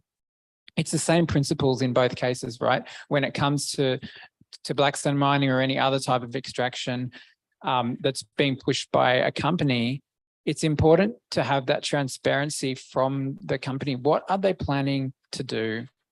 How, what environmental harms may come? What would be the impact on livelihoods by this project? Have they got plans in place to deal with those harms? Is there another way to do it? It's difficult with Blackstone mining, but for example, with copper mining, copper and gold mining up at Namosi, for example, there are ways in which that mine could be done in more or less damaging ways. Okay, if it happens at this point, I think it may not happen because I think the Namosi landowners are not very keen on it. But in many cases, there are ways of doing things that are more, it's often more costly for the company. So they won't want to do it the more environmentally safe way, but it's up to the communities to have those conversations with the company to say, and I guess it's the same principle, what I was trying to say with these large infrastructure projects. What are the benefits to the community of a big airport development or a large port being built or a big road program? Or if you can feel that is going to be of great benefit to your province and your local town, your local village, and you can't see the downsides and you think it's going to help commerce, it's going to help transport, or it's going to help livelihoods, then you can probably say to the provincial government or the national government, we think this is a good project. How much is it going to cost? Do you think you can afford it? We think it's a good project. So it's the first question is the project good? And then the second question is, well, how are you going to afford that? If the provincial government's taking a loan, if the national government's taking a loan, have you got a plan to pay this back? What is the repayment terms? These are the sort of questions to ask both governments and companies. It's all about transparency and having that honest conversation with them, if that makes sense. So I've tied these two things together. Thanks again for having it. It's been a really fascinating discussion. Thank you, Luke. That marks the end of this session. I want to thank the gentlemen again for giving their time. It's it's a rare opportunity to have them with us, for them to be with us in person, and also for Jeff for connecting and sharing on Zoom. So again, on behalf of not only FCOS and Piango and UNDP, but our family, the DCOSs that are in the room, I'd like to thank you so much for taking out your time and to share your knowledge with us. I think that after these 3 days, we can all agree with Marine that we are kind of like a near expert. So we're so thankful for your sharing. And I'm going to invite us again to show appreciation in the usual manner.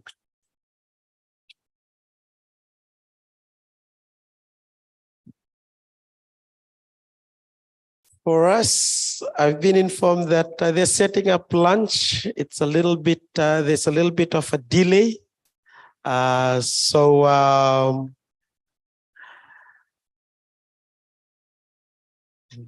maybe we can take an early break. But before we go on a break, I'm looking at the facilitators on who is going to introduce the next session.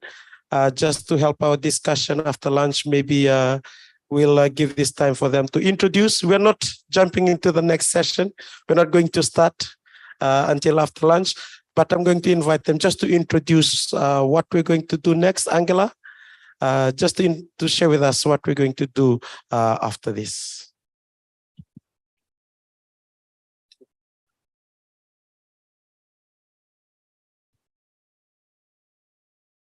After the lunch, we will discuss all this technical topic that we have presented today, thanks to our participants.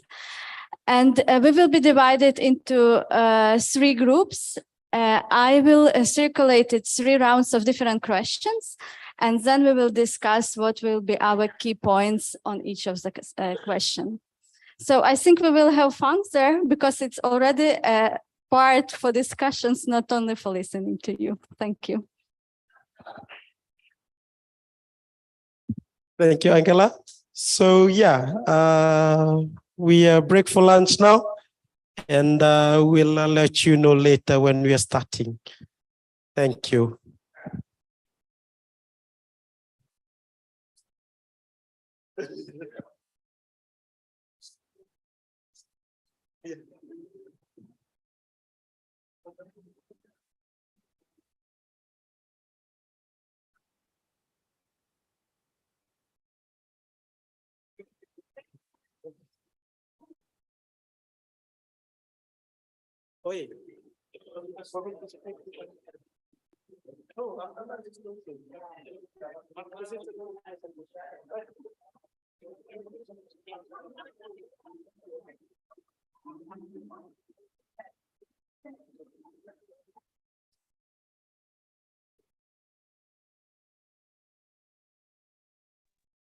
Hi, I'm from IMF. The guy